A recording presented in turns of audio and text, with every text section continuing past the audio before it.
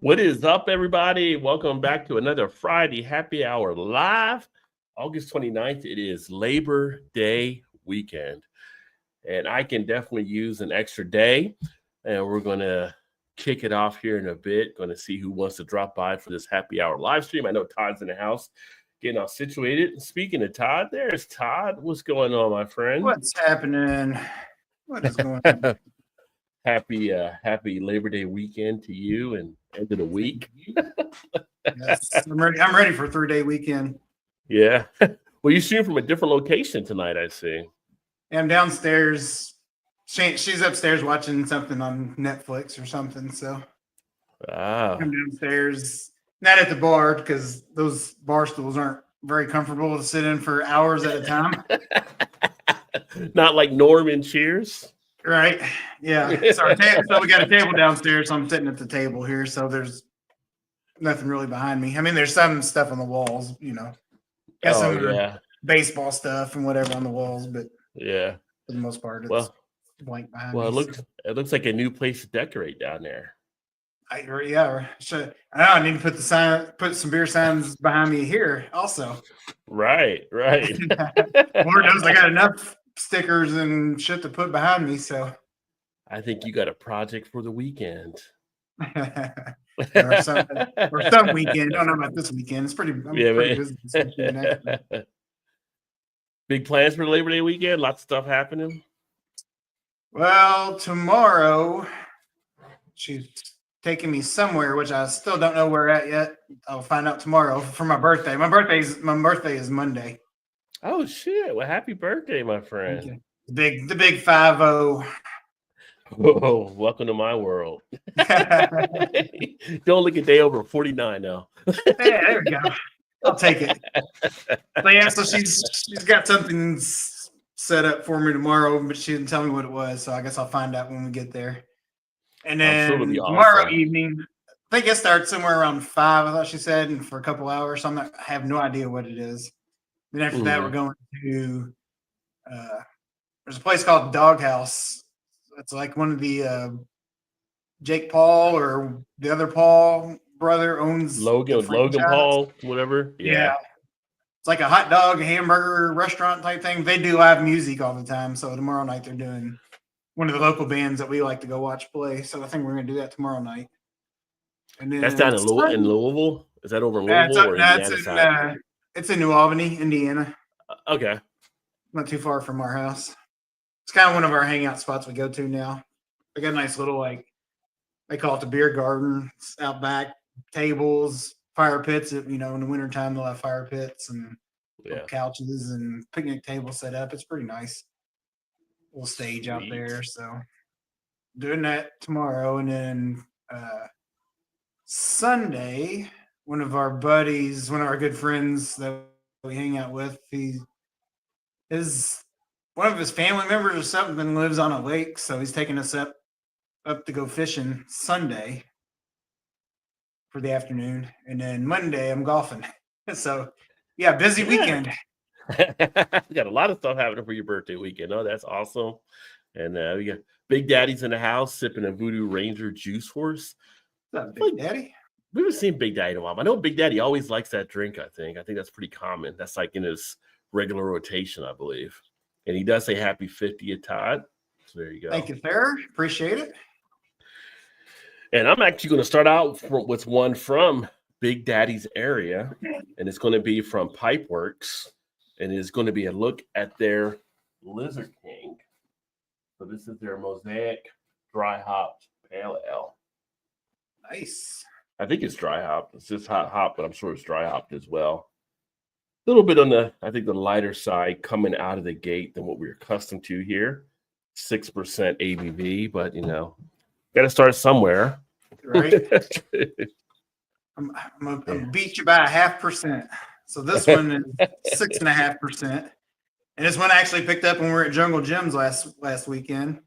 Oh yeah, let's talk about that. This is the Hophead New England IPA from Listerman, which everybody knows they're no longer in business anymore. Oh, where's my camera? There it is. There you go. Yeah, the Hophead. Kind of getting glare off the light there, but yeah. So Nice. Never turn down anything from Listerman when I see it, but unfortunately, this will probably be the last Listerman I'll have. Yeah, I'm gonna miss their little peanut butter stout they actually used to put out. Shout out to JT in the house, evening ladies. What's up, JT? Big Daddy said Mosaic, my favorite hop. Well, if you haven't seen this one, then Big Daddy, check them out at Pipeworks. It's definitely comes through banging with the hops. And that's the one that Big Daddy sent us the Ninja versus Unicorn before. Oh, right. Yeah. Yep. That brewery. But yeah, so this last weekend, I actually got to see Todd and Shannon and a couple of their friends as we got together at Jungle Gyms. And that was a blast. And spent way too much money on beer, but hey, who's counting, right? Yeah, you're dangerous to go beer shopping with. Hey, you should talk. He's picking something up. I was like, I'll take that. Okay, yeah, I'll throw that in my cart as well. And I'm like, son of a bitch, how many people am I buying for? Right. Your cart was loaded by the time you left. So I'm like, I'm good now for a while. So what did you think of the Eastgate location? Oh, I get now. I mean, we've been to both of them. We've been to both of them. I think we've been to Eastgate more times than the other one, though. Okay, because last time you went to Fairfield, I know, so I didn't know. Yeah. Do you have a preference that you thought? Because I know you were asking me which one I thought was better. Do you have a preference on it? Not really. I mean, to be honest with you, most of the times when I go to Jungle Gyms, I hardly ever leave the beer section. So as far as the rest of the store goes, I honestly can't tell you on that part of it. Yeah. I feel like the beer section at Eastgate is bigger than the Fairfield, though. Yeah. I feel like it has more there, but they both get quality type stuff and got the different deals and everything. So yeah. Yeah. Man, can't go wrong with either location, I don't think. No, not at all. I'll tell you what, the grill, whatever they were grilling up was making me hungry when we were there too. Oh yeah. Some of the stuff they were making arrows or subs or whatever they were doing in there. And, yeah, Big Daddy says he knows this one well. So yeah, Pipeworks does some solid stuff. I'll have a review coming up on this beer on the channel, but I put that picture on the community post. I feel like I definitely have a lot of beer. I couldn't get any more in the cooler, so I got to start drinking some of this beer out. I never thought I would say I have too much beer, but I feel like I do have a lot right now. So I've been trying to get all that done. I can say my fridge is completely full after last weekend. No need to go buy beer for a while, even though I probably will. But finding a place to store it is another thing. Yeah, Shannon's going to take some of it though when they go on their trip, so she'll clean out a little bit of room for you to add some more stuff in. Yeah, not much. Not much. Like honestly, yeah, some of the stuff she got, it's not even in there. So some of it is, but some of it's not. So pretty much all the stuff that's in there was all, for the most part, mine. Well, some like I said, some of it was hers. It was funny. I shared that unboxing video. I think it was this morning that Firestone sent me the Oktoberfest beers, and I'm like, literally, like I have to make some room in the cooler to put them in. So the only thing not in my cooler right now are like some of the stouts that are in the basement. They're all like stouts in the basement, like seven boxes. It's like 7 boxes full of stouts, and us finding more Big Bad Baptists that we hadn't had didn't help the situation either. So definitely did not. And I wanted to buy more of them, but I was like, man, I just don't. I need to get more quantity, sort of, for the price. You know what I mean? Instead of like one, I'm like, I'm done, I guess. But that's the only time I can get them because we don't get them here. So. Well, it's like I was there and I was like, well, if I get this one here and this is 5 and this one's 20, then it's basically splitting it, right? So it's like 2 for like 13. Yeah. I remember you saying it. I was like, well, that is one way to look at it. Yeah. I mean, technically you're not wrong. So it just sounds better in your head before you go pay the bill. So you're right. Yeah, exactly. It's like I'm averaging it out. Yeah, my number when I was paying the bill was like needed a calculator to figure that one out per beer. I was like, nah, forget about it. It is what it is.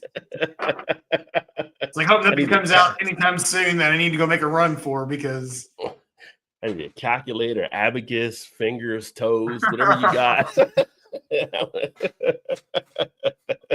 Like, are you adding or are you multiplying over there? What's going on? So a little bit of both, I think. Yeah. I think you carried the one too far on that one. So, yeah. JT said Pipeworks has no tap room, no bottle shop. They've been making great beer for about 15 years. Yeah, everything I've had from them thus far, I've really enjoyed. We got Paul in the house. Cheers. What is going on, my friend? Great to see you as well. And their lagers are really good too. Yeah, I won't doubt it. I might actually have a couple of these Oktoberfest beers I got here, so I can make some room, get some other stuff in the cooler. But it's like, yeah. So I got you doing. Did you pick this one up? This Listerman's one? Did you get one of those? I was at one point that I went. I ended up getting like that Oktoberfest from Yingling just because I hadn't had the review on that one. But tell you what, this is pretty solid. I'm digging it. It was Listerman there. I was actually one of the other stores I usually go to. They don't get Listerman. It was funny. They don't get Listerman distribution. It's called Cappy's, and they're literally right around the corner from Listerman. Oh yeah, they're both off the Xavier campus. Like, how do you not get that? They never got an agreement through their distributors. But Jungle Jim's had it there. I'm going to probably go to Party Source. I think I might run by there this weekend and see if they have some more of the other Listerman. I'm more like the Listerman, like the stouts I need to get. If I got that IPA, I'd have been like, where do I put this at now? So yeah, right, yeah. I think so many. Wasn't that the only Listerman beer that they had? Was the one I'm. That's the only one they had there. Was that one there? Yeah. That's kind of one of the reasons why I got it. I was like, well, I'll probably never see anything from them again. So, like I said, my brother used to go when he was married. When he was married, his wife lived in Cincinnati. So when he moved up there for a bit, he'd come back. And I was make a stop. I was like, stop at Jungle Jim's or somewhere and or Listerman's. Stop by the brewery and bring me some of their stouts or whatever. It's like. Then he just kind of quit doing that altogether too. So I was like, man, I hadn't had a Listerman forever. Yeah, it was really sucks losing them here. Their peanut butter was like their peanut butter. They had so many different versions of their nutcase, and it was like their peanut butter beer was just a bomb. So it's gonna suck, but yeah, the nutcase, that was the first Listerman beer I had. Actually, it was the nutcase he brought me, and the Chicao. Oh, the Chicao, yeah, the Chicao. They had one like a triple Chicao, I think, at one point. Yeah, so those were always solid. Yeah, he'd always bring back those, and then whenever they had their special, variant releases or whatever, if he was up there, he would grab them for me. Yeah, they were always big at the beer festivals and stuff too. Like people would line up to get those ones from Listerman. But seeing like the expansion, like with Street Side in there, was awesome too. So you're able to get some of their stuff. So yeah, they got that bottle there too. Now, did they? Are they? They're still open, right? They didn't close, did they? Yeah, Street Side's still there. So so we were. I don't know if we still are or not, but we was getting Street Side for a little while. But now that I say new owner took over, but he's probably been owner now for a couple of years. His selections are just not good now. And unfortunately, it's like one of the main liquor stores to get any craft beer from that carries a good variety. Like his variety is pretty decent, but it wasn't like anything the previous owner was bringing in all the time. Yeah, so it might be he's. I'm not sure if it's distribution or something. I'm not really sure what's going on, or if he just in general just isn't buying the right stuff. Yeah, he might be relying on distribution and just going with if he doesn't really know the beer as much, he might be going by what they're saying to kind of do too. So, and I feel that's probably what he's doing. It's an Indian family that owned, like they bought up like 6 of the local liquor stores here, so all but like 2 of them are owned by the same family. Okay, yeah. And 3 of the 6, that was common in Northern Kentucky too. Yeah. Yeah, and 3 of the 6 were the best places to get craft beers. 2 of them were owned by the same guy that that I had the craft beer. So there were 2 different locations, but they both pretty decent selections. and they're still not bad, but they're not what it used to be. Yeah. Well, So I didn't know if it was him or if it was just distribution or a combination of both. Like you said, maybe he's just going off of what people recommend to him.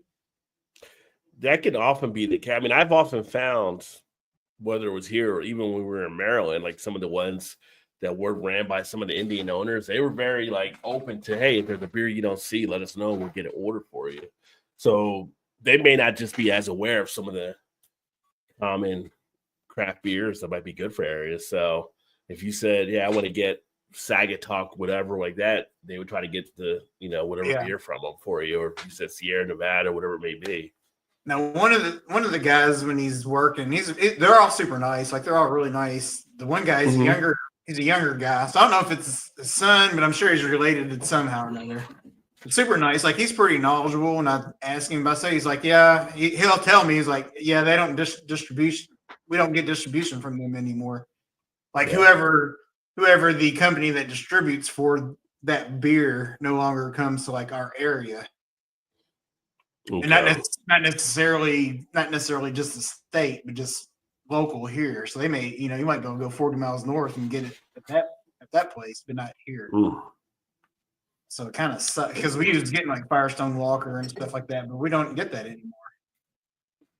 Yeah, that's interesting. Mentioned like Firestone Walker, they just sent that other one down to me with that 6-pack in October. Like couldn't get them before, but now they seem to be popping up. So. And they got like an outreach that seems taking place where they're reaching out to some of the other beer tubers to get their beers out there. So honestly, I mean, I always enjoyed their stuff and I hated not being able to get it anymore. Yeah. Did Jungle Jim's not have any Firestone when we were there? I'm trying to think now. I don't know if we saw any when we were there. I don't remember seeing any. I mean, not to say there wasn't any. If there was, nothing stuck out to me. Okay. Like they're what's the series that they have? I've got several cans in my basement here. The Parabola, like the Parabola. Yeah, the Parabola series and some of those other ones, the Red Velvet, whatever it is, and I got some of their vintage stuff. And those are the things that I miss. Yeah, and they're older. Like I need to start drinking them because they've got some age to them now. So a lot of the stuff I've been sitting on forever. I need to. I'm like, now I just need people to come over and help me drink it because I'm not gonna be able to drink all that just by myself. I mean, I could. That's how I have like the stuff I got there. Like when did that? But post that's I think it might have been JT even like said that's when you have a party. Yeah, I literally do have enough beer to throw a party for sure. Really, what I need Drew, cheers, Drew. Yeah. Really, what I need to do is just start drinking, just grabbing one for the show whenever we do the show, and just having one of those, and just try to go through them. But then I'm at the point now. It's like also like I remember you guys always having that problem. Like, well, I don't want to drink it. I want to do a review on it, but I want to drink it. And it's like now I'm like, what? I need more than just the one, but I only got the one. So now what do I do? So now I totally understand it. And I learned a few lessons that way. I'm like, oh hell, I'll just drink it anyway. Then it's like, I should have done a review on this beer. This beer is really good. Yeah. But in the world that we're in with so many beers out there, if you miss a few here and there, you'll still be all right. There's still a lot of other good beer to share. But that's kind of the way I looked at it. I was like, maybe I'll start drinking some of those. The ones that I don't care if I do a review or not on. Like most of them I probably would like to do a review on, but I don't. Whatever. I just need to start drinking them.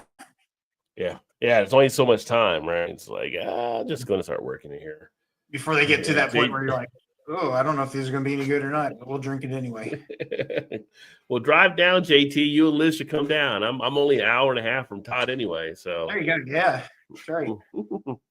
We got big old party. Yeah, right. And definitely need to get you guys to come up for one of these Oktoberfest things in a few weeks. We got that again. So going to be heading over to that. Maybe I'll see Joey Chestnut eat like 80 sausages or whatever again. That dude was a machine when I saw him a few years back. Iron stomach. What is the long-term effect of eating that much food on your body? I mean, it's got to be something, right? I mean, is he bulimic? I don't really understand because that dude is still not Like you'd think eating all that food, he'd be like 600 He's a pounds. tall guy, but he's not like, Badlands where he's a big guy. But Badlands can't even compete with Joey, and Badlands is like huge. But you think Yeah, about yeah. Kobayashi, the Japanese one, when he was doing it, he wasn't huge at all. He was pretty damn skinny. Like, No, yeah, he like was came in small. from running a marathon. Yeah, got to be the high metabolism or something. I don't know what it is. But and then I saw a video the other day, Texas, where they do like the 72-ounce steak challenge. You can do. Have you seen those where you get the steak and the baked potato, and if you Haven't eat it actually, within, I haven't actually seen anybody do it, but I've read about it. yeah. So I see like the videos where they do it, and they had one guy in there. He did 3 of them. I'm like, how the hell Oh, do you do geez. 3 72-ounce? I'm like, he wasn't a huge type guy or whatever. But I'm just like, it's got to be some special gene you got or whatever, some superpower that you can just eat and eat and eat and not gain. God, he had to have had the meat sweats bad out of that one. Yeah, right. You would think, anyway. Could have went into Brazilian steakhouse. You definitely get the meat sweats. It becomes like way too much stuff. They come around, they skewer off the meat for you and everything like that and everything. And you have to know how to work the Brazilian steakhouse because they come out with the cheap cuts up front, right? Because it's just like when you go to Texas Roadhouse, they keep filling you up with bread so you won't get a lot. Like it's just like, wait a second here. Yeah. When you go to Brazilian steakhouse, they come out and then all of a sudden you're full and it's like, oh, now we got the filet mignon or we got this or that. And you're like, you son of a bitch, you fill me up on a damn flat iron steak. You're coming out with this. Yeah. I wonder if a place like that would even let like Joey Chestnut in the door. They see him kind of like, no, we can't. No. We're closed. You're not allowed. I saw another video the other day, and it was and I haven't been there for like ages. I just one day went there and looked around, like, can't come here anymore. It's just like a trough, and that's Golden Corral. And I actually saw a video where they asked the person to leave because they had been there too long. And I'm like, is there a time limit for Golden Corral? I mean, you go in, I guess some people go in and they milk it for the whole day or something like that and everything, but it's just like. Well, I've seen a video of somebody where he was there whatever time they opened at 11 or not for breakfast, I guess for lunch. And he was there till like the dinner crowd. So however many hours that was, he stayed and ate the whole time. And I think it might be the same one you're talking about. I'm not sure, but I think they ended up asking him to leave because they're like, you've been here for, yeah, hours upon hours. Like you can't do that. And he's like, well, nothing says that I can't do that. Nothing. Yeah, there's no time limit you say on there or anything. But I see people come in there with like newspaper, like a Sunday, like a newspaper, and they got their elastic on, like they're about to do some damage. So you're gonna read the whole Sunday paper and they're comfortable. Yeah, they're not going anywhere for a while. And they got elastic on. Yeah, they're there for lunch and dinner. Same people that kill you at the casino buffets waiting for the crab legs to come out, right? Like, yep. It's like looked around one day and it was just like, nope, kids can't do it anymore. Just gotta move on, Back when you were like on a football team or a baseball team or basketball team or something in high school, you had the metabolism. Yeah, that was a great place to go to and eat. But now it's like you're older, you gotta start watching your stuff on your body, Then you start questioning some of the food and seeing these reports about health departments. Yeah, right. Like I used to eat that when I was younger. I'm like, oh, you know what? I'd eat that now. Love the chocolate fountain as a kid, but not as an adult. When you see what kids do to that chocolate fountain, sometimes. Yeah, exactly. But what did your friends think of their first trip to Jungle Gyms? Did they say anything? Were they like blown back by it? Were they like just no? They had been before. They had been before.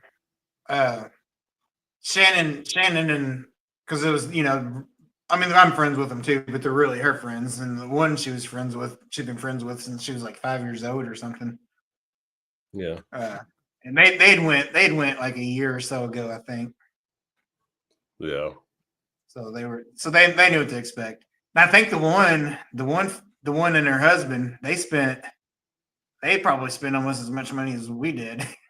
Yeah. And they didn't But the have a bad lot of thing, beer, so they must have a lot of food. Yeah. yeah, I was gonna say the bad thing was mine was basically all beer and a few handful of things that she bought. Yeah. Theirs was all pretty much. I think they had a few drinks, but not much. Most of theirs was like food and containers, and they had all kinds of shit. It's like I good thing we thought took Shannon's Explorer up there just to make room for everybody. having a party is always a good thing there, JT and Liz. It was funny because your one friend, I thought it was hilarious. Like she got the cube steak. They were like, you can get the cube steak back home. She's like, I know, but I'm at Jungle Gym. Yeah. Well, it's not Jungle Gym's cube steak. I'm like, okay, I guess that was funny. She's crazy anyway. She comes over and hangs out with Shannon all the time. Cheers, Shane. Oh, your dad's in town. Nice. Maybe to jump over a bit. Yeah, just let us know. And cheers to your dad visiting him from out of town as well. Yeah. Speaking of traveling, Alan's been all over there with Scotland, and you go to Ireland too. Some of that you've seen some pretty cool shots he's taking, hanging out with Don over there. That's pretty cool. Jet setting for sure. Mm-hmm. He's a baller, so Nice. taking Shakuk International.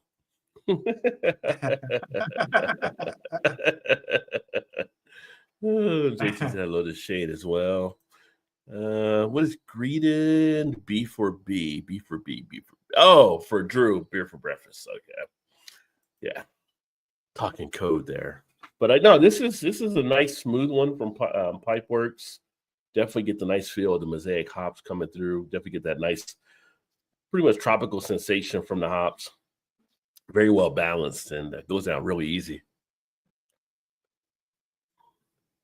Nice little sweetness to it as well. Oh, okay. This is Citra hops. Looks like it might just be only Citra hops. I was kind of thinking when I was drinking, I was like, oh, I think this might have some Citra in it, and it does. Yeah. This is good. This is nice. This is a really good beer. I'm glad I picked it up. Unfortunately, are you a fan of Citra? Have you become a fan of Citra hop, or I do like Citra hop. Yeah. Okay. Yeah. I'll have to check it out. It's probably one of my favorite ones. Probably one of my top 2 or 3 hops.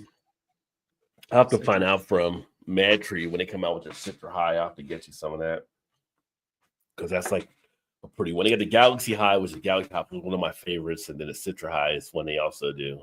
Yeah, which is I've had both of those. They're both really good. Yeah, I think those are ones that when my brother used to live in Cincinnati there for a little bit, he would bring back when they came out.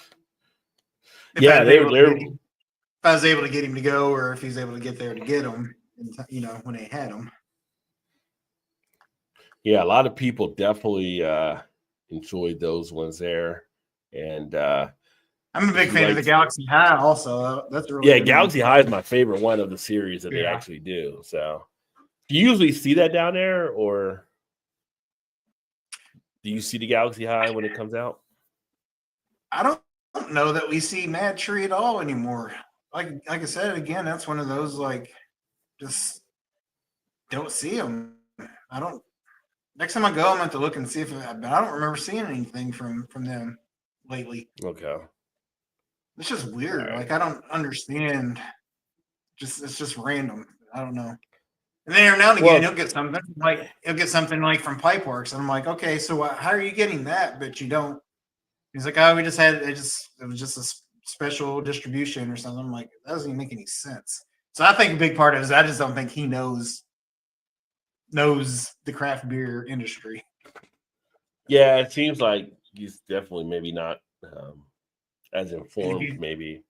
And if he's going off the distributors or whatever, they're just going to try to push what they can sell more of, as opposed to or what they have on site. Actually, some of them might even push some of the stuff that's not pushing in other places just to get it out of their inventory, right? So if you got a few brews that are on the lower scale, someone doesn't really know, you still got to dump that inventory. So you might give it to someone that might not know how good it sits on their shelves, right? Because they already made the sale to them.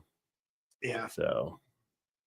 Because I remember one year when the previous owner had it, he didn't have Bourbon County the one year. Mm-hmm. I was like, why didn't you get it this year? He's like, they wouldn't let me have it because I wasn't selling enough of their standard stuff throughout the year. So he's like, I got pissed and just told him to come take it all. I was like, I don't want to sell any of it anymore. If you're going to be that way, I'm not going to put it out at all.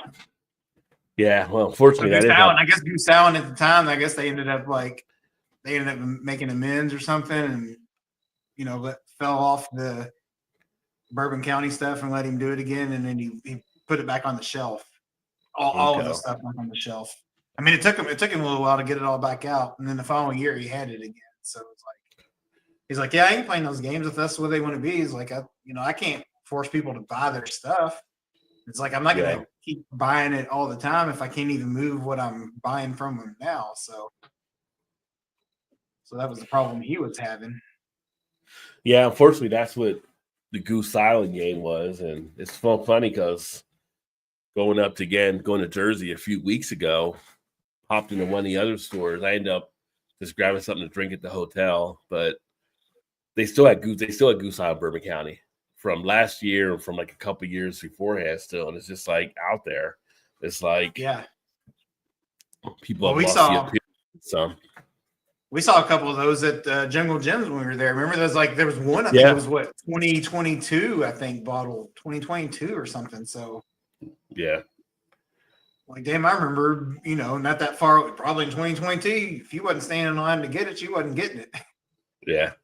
Well, it's funny, too, because, I mean, obviously they want to recoup what they can get back on it. We know you can hold it for years, but they were still trying to sell it for full price. And then thinking of Dave up in Chicago, his local, like, Jewel, which is like our Kroger, after like a month or two, they go to half price on it because they want to dump the inventory. This is a different mindset, I guess, from the corporation aspect. Like, this is get it moves, and our Kroger never drops to half price. I wish they would sometimes, but they haven't done it. Yeah, me too.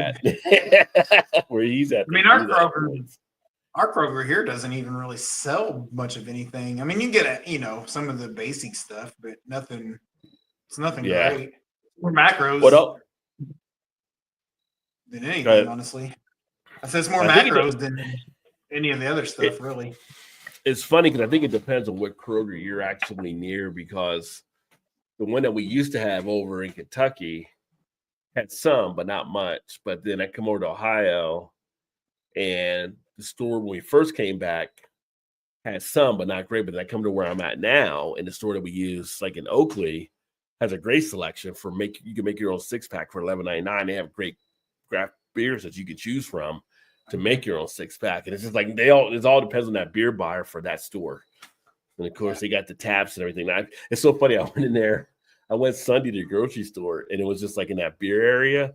It was like, I don't know, 20, 25 people. Like, nobody's shopping. Everybody's just sitting there drinking beer from the taps, having a good time. There was like a few couples there. I think they were playing cards or like that. It was just like, you guys come like Kroger, like for your little social thing. It's like, it's so funny just to see. But hey, if it works, I mean, you're getting like craft beer, like $5 a glass, $6 a glass for some really good craft pours. I'm like, why not? I guess. I mean, it's kind of weird being in the middle of a grocery store kind of doing it. But like Jungle Gyms, we saw people there drinking and stuff too. So it's just, if you get a good beer deal, why not? So, when we were down there for the beer fest, for the Cincinnati Beer Fest, and we went to go eat, wasn't that a Kroger right there pretty close to where we was at when we was eating that one night? Yeah, it was actually. Yeah, so that's the one we usually go to.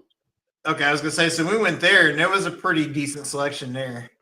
Yeah, that's the one we usually go to. Like, you can make your own. And the other thing is, like, if you're there drinking at the bar, and they don't have what you want on tap, you can go over and get one of the singles and bring it back and pay for it there, and they just go to pour it for you. Oh, wow, okay. Yeah, I think when we were in there though, I think the bar was closed. I don't remember seeing. Oh, no. You went to the other one. You went to the one that we first came back. Because that's what I from the Mexican place. Yeah, this is a different one now. But okay. Kind of the same setup, but better beers at the one I'm at now than what you had there. Okay. Yeah, like that one was weird. Like sometimes the bar was open, sometimes it wasn't. Like this one is like always open. There's always somebody staffed. It's the one I go to now. So And the selection there was decent. I mean, it's better than any of the Krogers we have here. But yeah, they had decent for like 4-packs but not like to make your own. Like the one I got now, to make your own is a pretty good selection. Paul just made a 6-pack of Imperial Stouts for $11. Score. That's a good score, Paul. Yeah, it is. So, yeah, and Paul, I finally checked out the beer cellar. Paul, for a few years, Paul came through and ended up stumbling into the beer cellar, which is now 10 minutes from me where I live here. So I finally got a chance to go over there because he was like, "Yeah, go to beer cellar. Gotta go beer." Because I'm always going like the other ones, and they do have some pretty good selection there and stuff. So good eye on that, Paul, my friend. He said about time. Yeah. We got a lot of beer. We got a lot of stores. I mean, it takes a while. I mean, some of our best spots are Marathon gas stations. Go figure. It's funny you say that, but you're not wrong. Like sometimes whenever we've gotten to Cincinnati, like for whatever reason, stop there. I'm like, man, some of these gas stations selection of beers is pretty good for just a gas station. They're better than some of the craft beer stores, like what they actually. I mean, yeah, they are around here for sure. Because like our places, stop for gas or whatever, they don't sell anything other than like a Bud Light, Coors Light, stuff like that.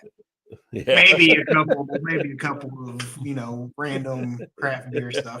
You're not going there to get craft beer, but I could totally see going to one of those gas stations and be like, hey, I'm here to get some beer. It's so funny because we'll be driving somewhere, we'll have to get gas, and I see one of those gas stations. Like, oh, I gotta get gas. Oh, let me see what they got. He's like, she's just like, don't be in there all day. Like, it'll be just a second. Let me just see what they got. Yeah. Like it's not that big. It won't take me very long. We walk in there, it's like, holy shit. It took you so long. And then so then in my head, my clock's running at that point. Like before I get a message on the phone, what are you doing in there? Thought you said you wasn't going to be very long. Well, yeah, it was the line. It wasn't me. It was the line at the counter. Yeah, there's only 2 cars in the parking lot, but it was the line at the counter. Yeah, right. Puhala for $6 a bottle. Like what? Oh, damn! You did score some good stuff there. Yeah, when I was in Jersey, I didn't end up getting it because I have other Firestone Walker stuff here, but they had one of their vintage ales. I think it was from last year, and it was $6 a bottle, which is usually like 12 or 13 in places. So crazy some of the prices you can see being in different locations to what you're used to. So I kind of redecorated the studio office a little bit. I don't know what my last move was a good idea or not, because now my beer fridge is right here. So now it's just like turn and grab, right? It's like there you go. Definitely burning less calories, right? So I'm gonna reach in here and grab a beer to actually drink. Yeah, so I need to grab me one too. Yeah. So I'm actually gonna crack. Oh, let's see what you got. Oh, you froze.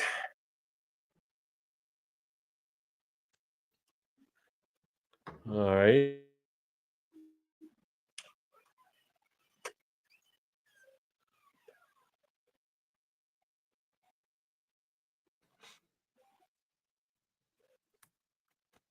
Oops. I lost my camera for a second.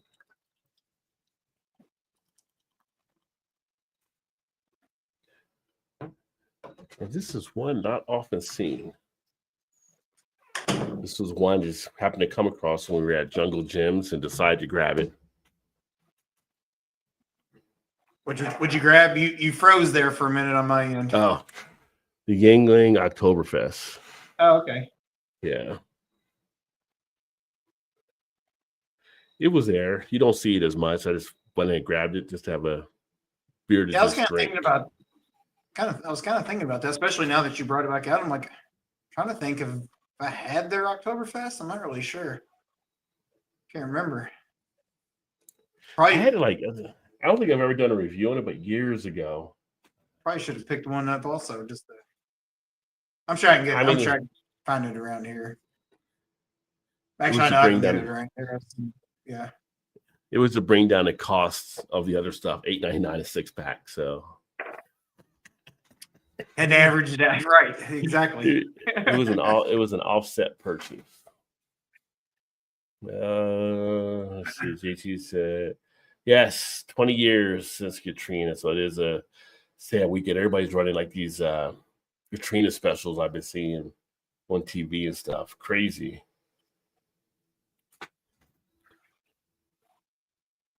Feels like it was almost like longer than 20 years ago, but that was one of those big changing events that took place. Put that there for the Yingling. There we go. Ooh, Trogs Double Perpetual IPA tonight. Very nice. I do like some Trogs. I do get Trogs here. We actually saw Mad Elf was actually on the shelves at Jungle Gyms. Definitely got more when I was in Baltimore, though, since it was on the East Coast. But we still get it. Pouring out for your mama and them. Ooh, Masthead. So this one, and I didn't even realize it until just now. This one is Masthead Brewing Observation Deck IPA in collaboration with AleSmith Ale. Ah. And they are out of Masthead is out of Cleveland, Ohio. So I don't think I remembered seeing that was in a collaboration with AleSmith. So even more better. Well, they do some decent beers. That jalapeno IPA they did that I had was really a good one. Yingling, yeah, almost as bad. Come on, Paul. You know you love the Oberon. Come out the closet.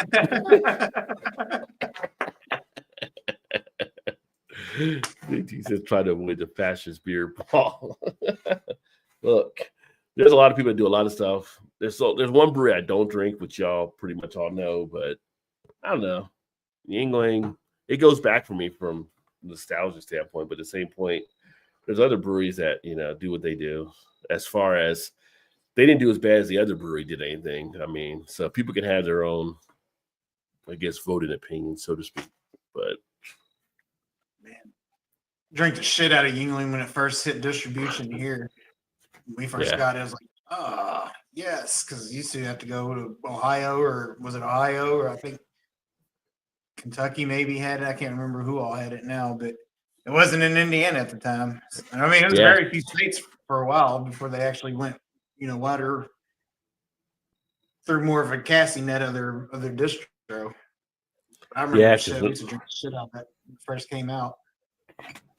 Yeah, not all the states could get it. I mean, it slowly expanded out further, but yeah. And Keith, cheers, my friend. Great to see you. Session IPA from Wilmington, North Carolina. One-off collab, which is a shame because it's a great West Coast IPA. Very nice. Nice. If you haven't checked out Keith's channel, make sure to check him out too, as well as Paul Remley, Ale and Loggers, and everyone else in here too. Immersion by Sundial out of Barron. I've not heard of them before. Oh. Yeah, it is that time of year. Oh, I did not see that there, Keith. Ooh. I will have to look for the double IPA version. Oh. Because I had the regular IPA and it was pretty solid. Sounds like another road trip in the near future for you. Yeah. Yeah. I can go up there and get Ginger, pick up Ginger Yeti. He's not far from there. Drinking a lot of Vitus Weizenbach from Weissenpfanner on tap from Edelweiss, German restaurant, also 7.7. Very nice. Anytime you get Weissenpfanner on tap, it's going to be solid, though. Yingling tastes like, I can't remember Old Style as much. I don't think Yingling, to me, appealed as much as Old Style, but the Oktoberfest is decent thus far. Sundown New to Me too, Rod's okay. Not outstanding. All right. Uh-oh. It's always fun about finding new beers, though. But you definitely get the toasted bread, kind of the cracker type feel, the sweetness, the malts. I mean, Yingling, obviously, it's not going to be one for a lot of craft beer drinkers like us and others that are going to probably sway us too much, but it's a decent beer, Yeah. If you're looking to save a few bucks, yeah, keep a few bucks in your pocket to offset the other stuff that you're not keeping in your pocket. So yeah,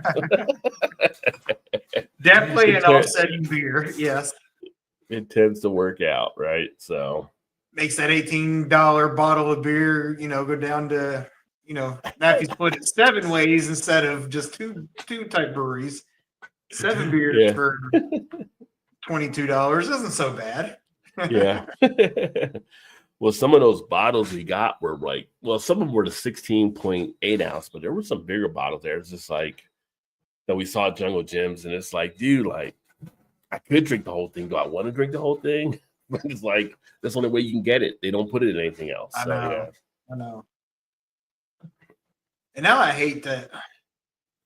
Like it was great that they're starting to go. Most of them are going to cans now, but now they're going to those stupid 6-pack or 4-pack boxes where you can't break them out. You just have to buy the whole thing, whether you want to or not.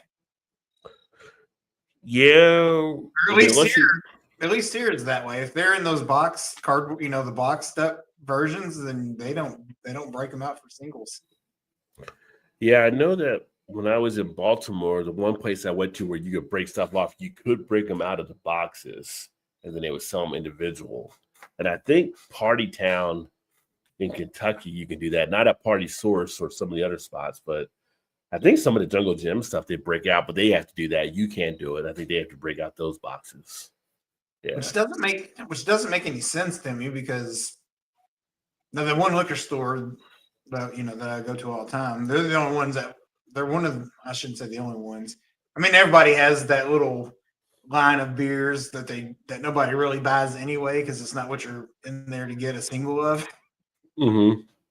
Like the 312s or whatever, the Goose Island stuff or whatever, what I'm saying? But yeah, they won't break them open, but you can buy, as long as they're on the rings or whatever, you can pull one off and buy the single off of those. Like you said, I don't understand the difference of why don't you just open the box and just sell them like that as singles? Because at that point you're already, you can't sell it as a 4-pack or a 6-pack. So I don't understand what the difference would be, why they don't let you do that. Yeah, it's probably some stupid thing where they just don't want to deal with it if it's a box or whatever. I don't know. It's probably their call or their discretion or something. And then I guess probably is more of like a storage thing. So, if you crack open the box, now what are you going to do with the singles that are in that box? Because you can't really leave them boxed in the box. Somebody might take it, put them on the shelf. Yeah. Yeah. That's where the ring ones now they'll just leave them in the fridge, and you just have to make sure if you want a 4-pack, you're not buying one that's only got 3 beers on it, because you can reach there and just pop it off, and they would just leave the rest of them in there. So I'm assuming maybe that's why, because it becomes more of a storage issue, I guess, breaking them out of the box instead of just on the rings, because the rest of them are still sitting there anyway. So it's not like it's taking up really any more space than it would have. Right. That's just my thought. I have no idea why, but that's the only thing I can think of might be the reason. The problem with the boxing is, like you mentioned this before, it's like they put the date on the cans on the inside, you can't see it. But there are some breweries that have put the date on the outside of the boxes now. I saw there are a few that do it that way, which is nice. But most of them, you got to open up the box and see it in there to find what the date is. Yeah, definitely. If they're going to do it in the box like that, it definitely needs to be stamped on the box. Mm-hmm. And it's okay to put it on the cans too, but that can't be your only, because like you said, you'd have no way of knowing. Right. The thing, yeah. So the Chicago market with Yingling when it first came here, now I see placed on for 10 a case. Yeah, they probably overbooked on it, and now that you can get in so many places, supply is high, so demand's low, so they got to discount it. We all remember that from economics, right?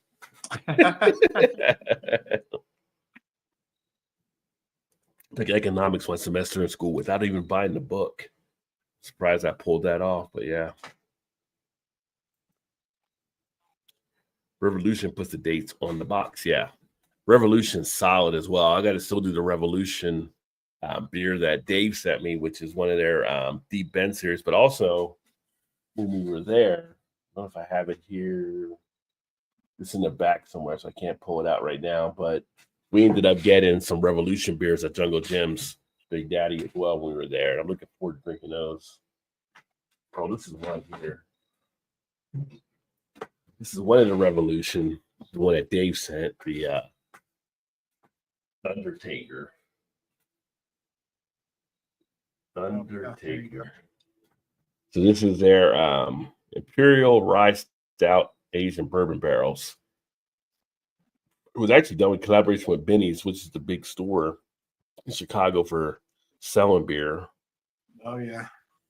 Storm of chocolatey malt and spicy notes. And trying to see what the ABV is on here.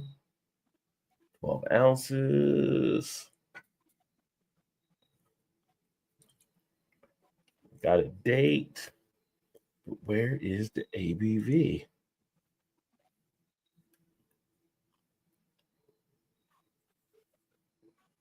I'm not seeing the ABV. How's that happen? It happens because breweries aren't doing what they're supposed to be doing. But usually Revolution is pretty solid on their stuff. I know I did the Moors one that had the ABV on it. Just making sure I'm not missing it somewhere.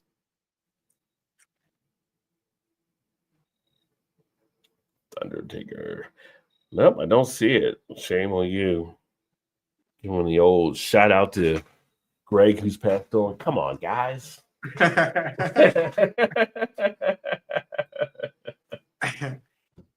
put the date. Gotta have the date on them. Gotta have a date on them. Yeah. Miss Greg. Greg beer reviews. Greg was a good guy there. Yeah.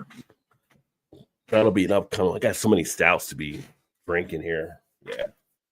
Kind of doing an imperial stout. Like you one or two, pushing it at 3 if you're trying to do reviews with them, right? Not just enjoying them, but depending on how big they are. Yeah. Yeah.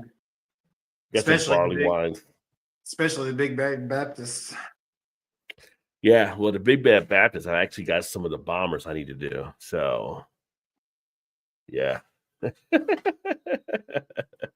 I was just typing, Greg would have a cow. Yeah, Greg would not be happy to not see the ABV on something for sure.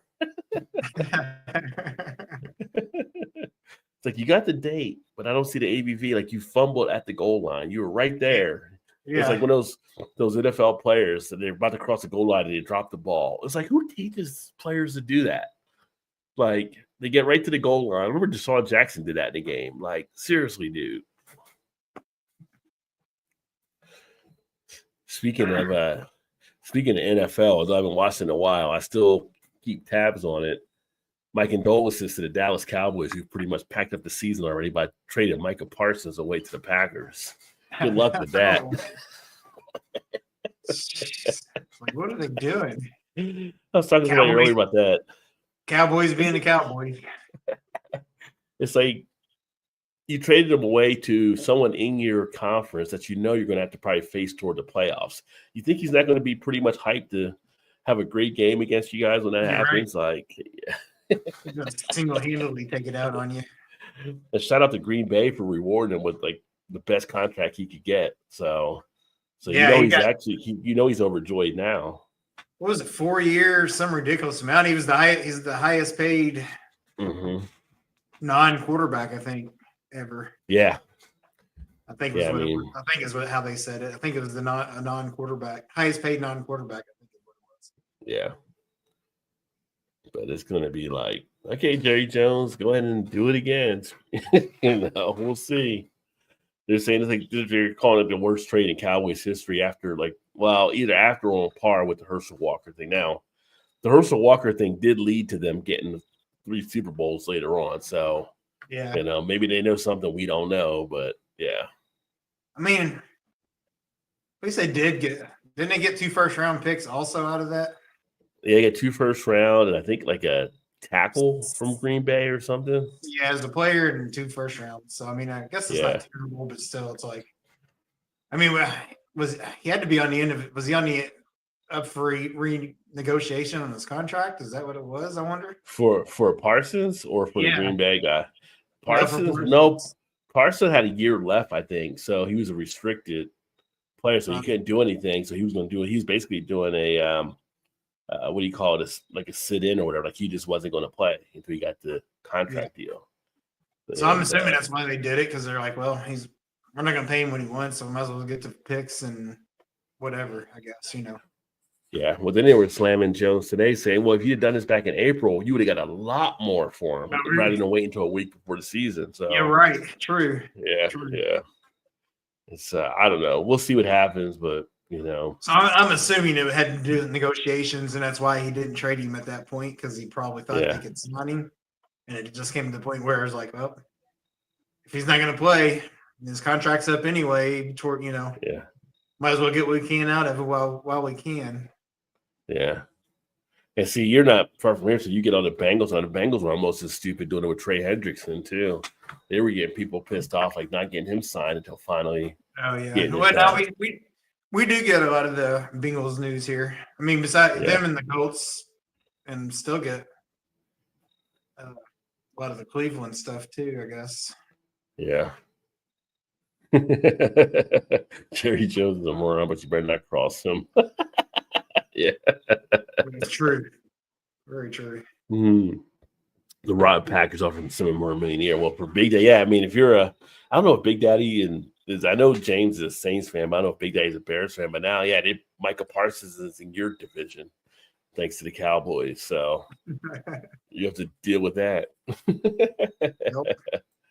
Yeah, it made him a well played offer. I mean, but it was like Micah Parsons, Hendrickson, and who was the third player that was like the top three like defensive ends like the last like 5 seasons or something. It was like, was it Watt? Was it TJ Watt maybe that might have been in there? I think that's kind of what I was thinking too, but I'm not sure. So I feel like maybe there was somebody else even after Watt. Yeah, because they were like, you got to pay these players, like Because I think Watt was first to sign that huge, the huge one for a defensive player. Yeah.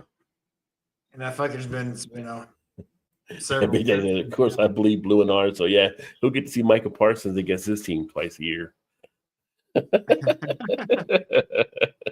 Like, thanks, Jerry. I don't know. I'm kind of intrigued to see how the Steelers end up at the end of the season, taking Aaron Rodgers. Do they got a shot for anything, or is it going to be like just a fiasco? I want to lean more fiasco. But, I mean, in fairness, though, when he was with the Jets, he really didn't have a whole lot around him. So,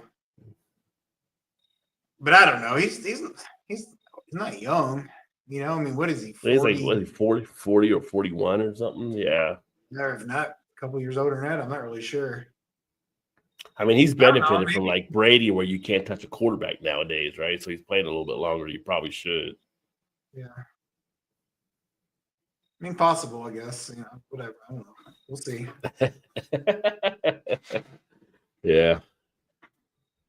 I know a couple of my friends that are Raiders fans are pretty excited about what they're doing. So we'll see down there.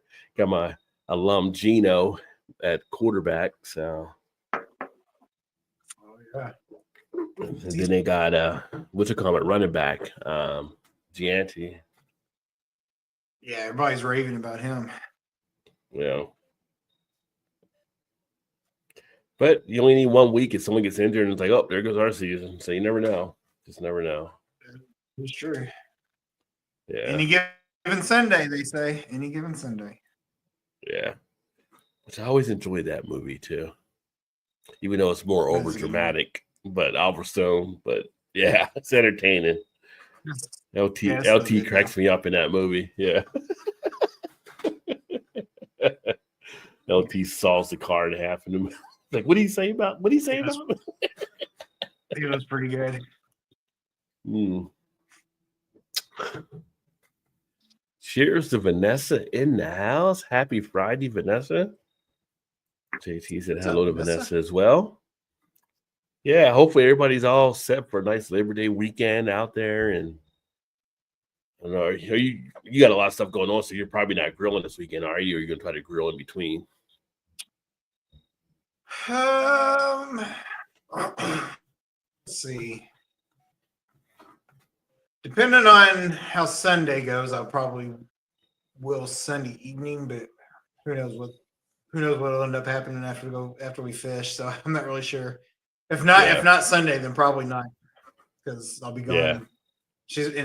She works Monday on Labor Day, so, and I'm golfing that afternoon, so you're golfing Monday's that day. for sure is out as far as Monday's for sure out of grilling, and tomorrow is going to be out for grilling. So Sunday's really going to be my only chance to do it, which I need to, because man, it's been so damn hot outside until recently. I didn't even want to get outside to grill anything.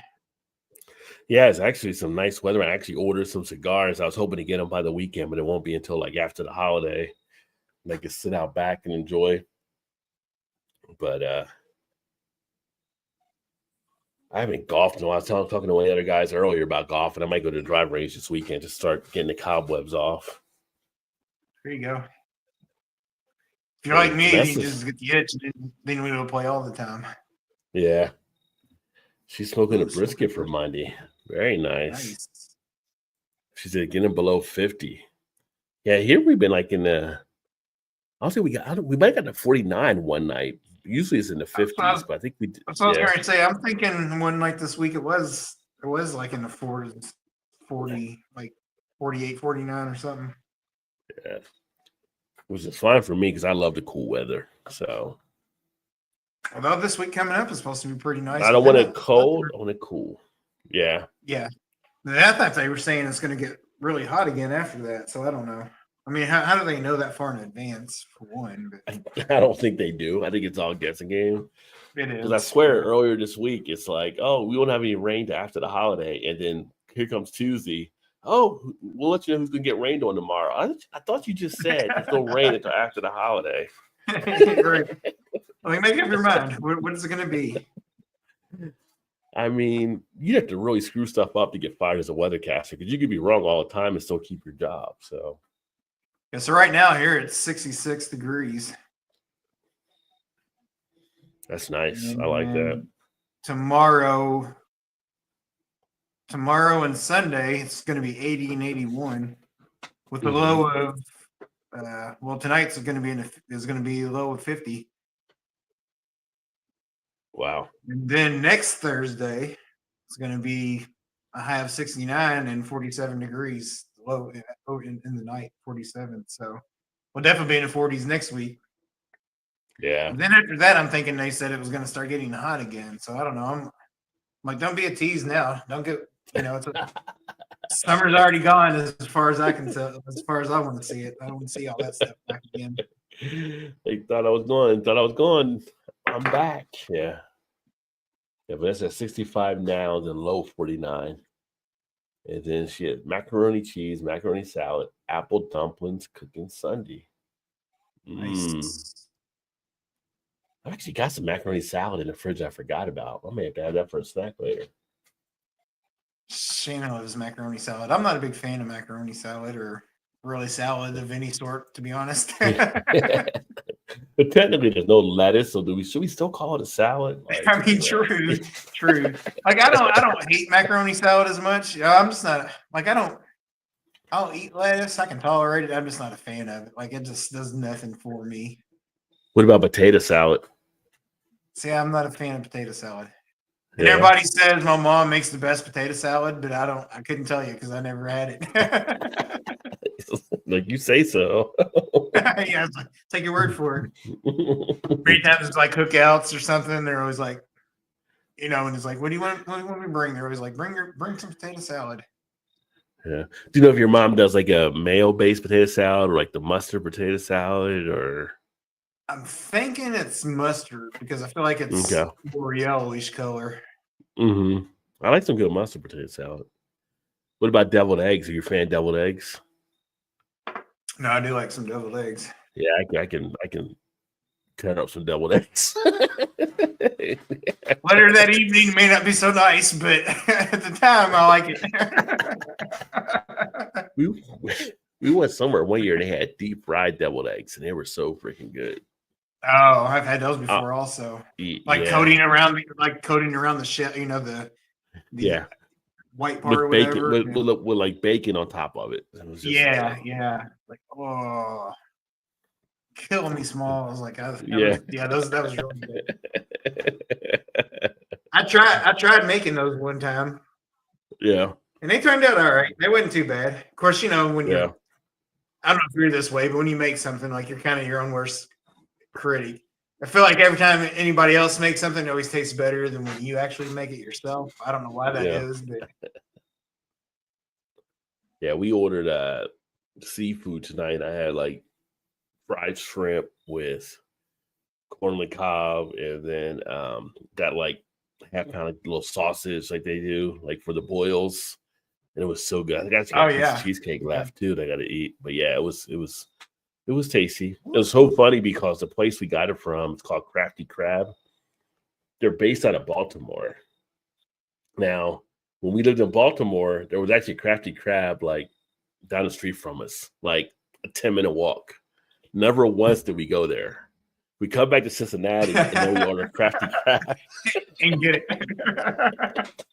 That's the way it goes. That's the way it goes. It's like, it's in my neighborhood, so who cares? I'll get there some eventually.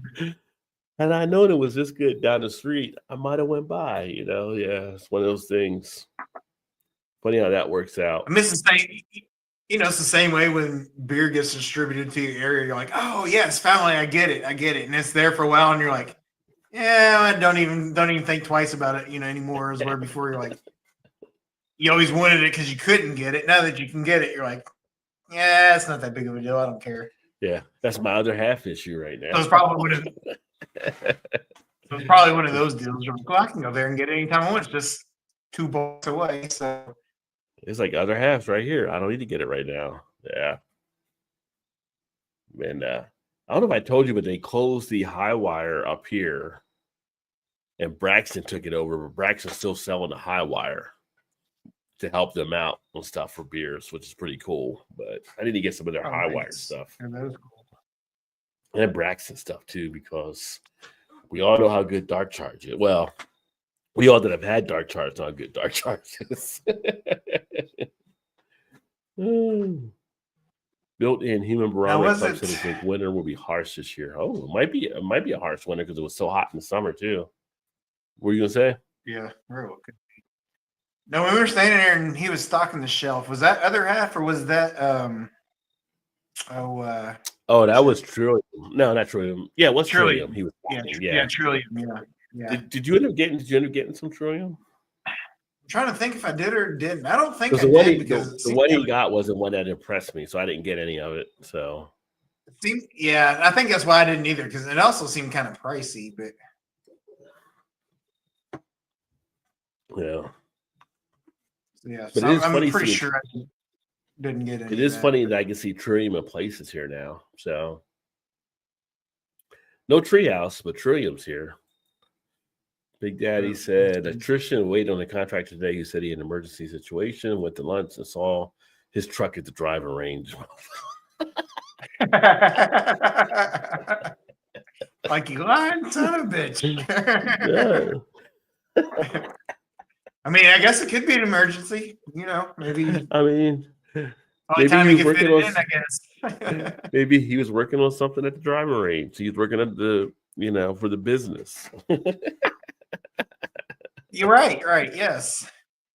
I always love some corn on the cob. Good corn on the cob. And now we get like some of the like the Mexican street taco corn on the cob where they put like the spices and those are really good. The spices and the butter. I don't know if you ever had that, like the Mexican corn on the cob.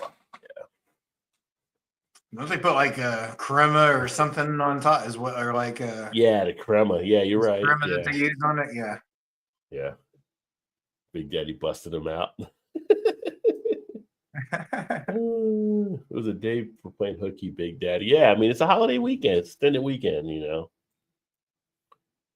Macaroni salad, macaroni elbows, Miracle Whip, tuna fish diced, tomatoes diced, English, cucumber, salt. I'm gonna just say I've never seen tuna fish in macaroni salad. That's the only thing that's throwing me off there. But that's good. And I know, Vanessa, you make some fabulous stuff, but that's almost like the raisins in the potato salad for me when I see tuna fish in macaroni salad. To be honest, I've never seen that either or heard of that either. So. That might have to be a pass for me. So, because at that point it becomes tuna salad if tuna is in it, in my mind. But hey, I'm not going to argue with her because you know how she's making all kinds of shit. So you know it's got to be good.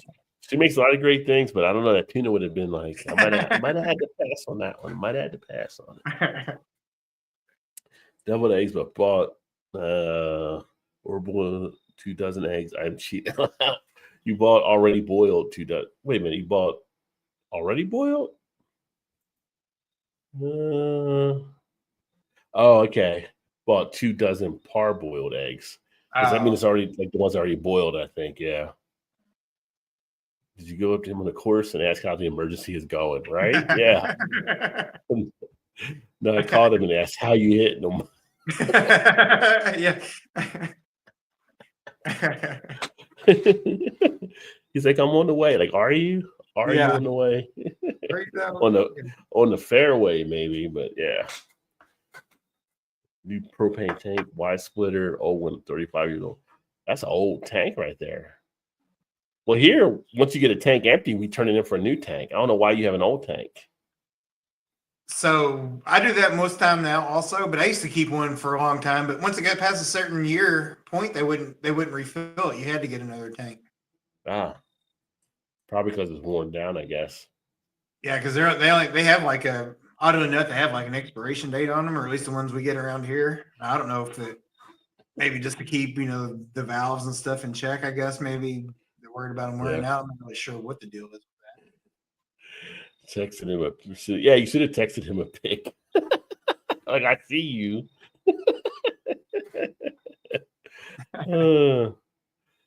Old Popper recipe max out. I guess the Old Popper has the tuna. I don't know.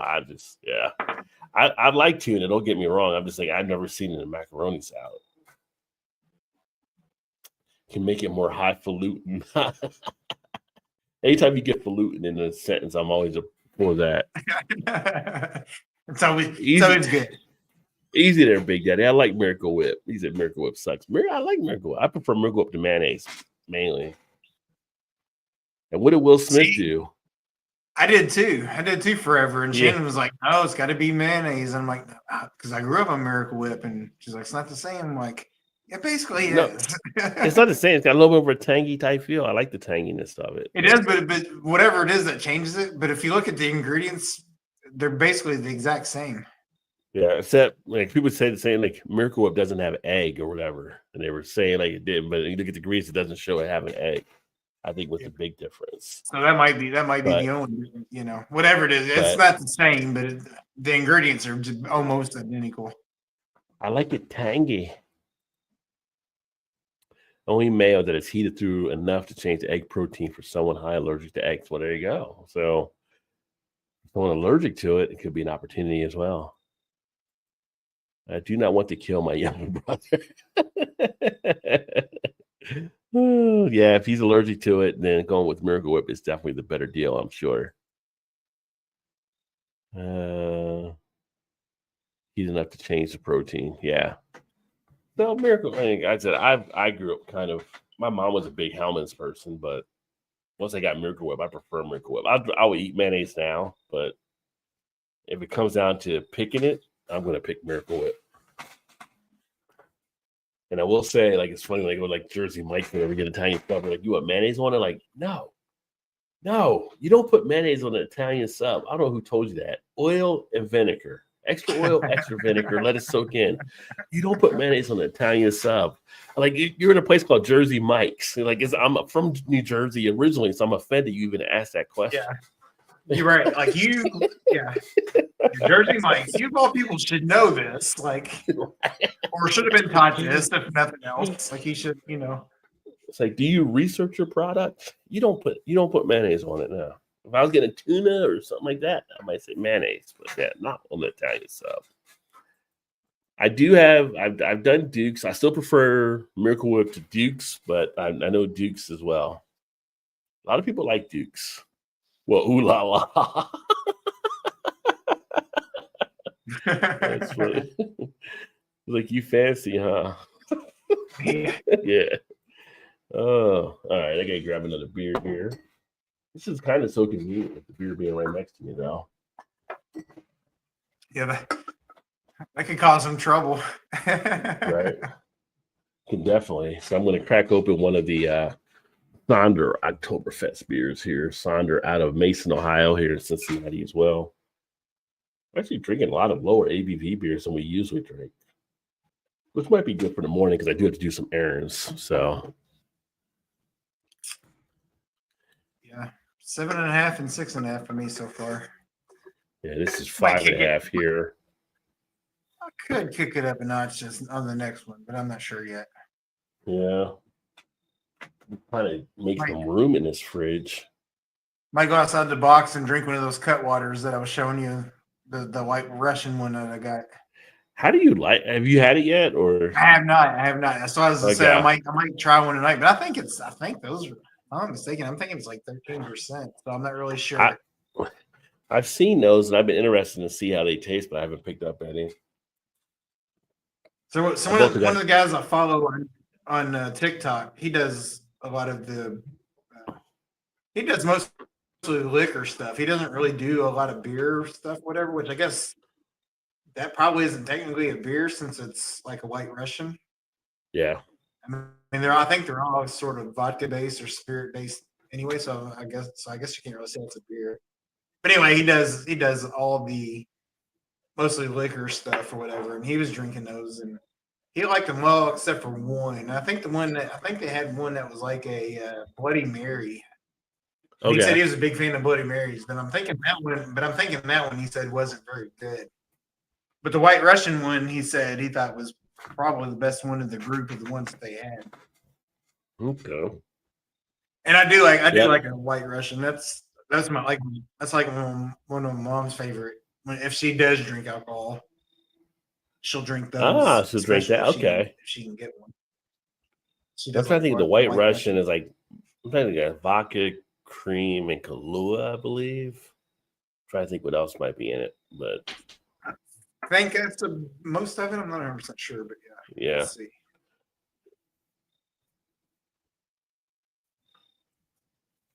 We'll look it up real quick and see what it is. First time I had Kahlua, I was like, who would drink this? Like, and then you start thinking about it. Well, it's kind of a quart, like put on some ice cream. Oh, okay. Kahlua can work on ice cream. You're right. Yeah. It's vodka, coffee liqueur like Kahlua, and cream. Okay. I still remember some stuff from my bartending days. So served over ice in an old-fashioned glass to make it feel like rocks of to make it fill a rocks glass with ice. Add the vodka and coffee liqueur and slowly pour the cream on top to create a layered effect. Yeah. So there you go. Not for the lactose intolerant, that's for sure. Right, true.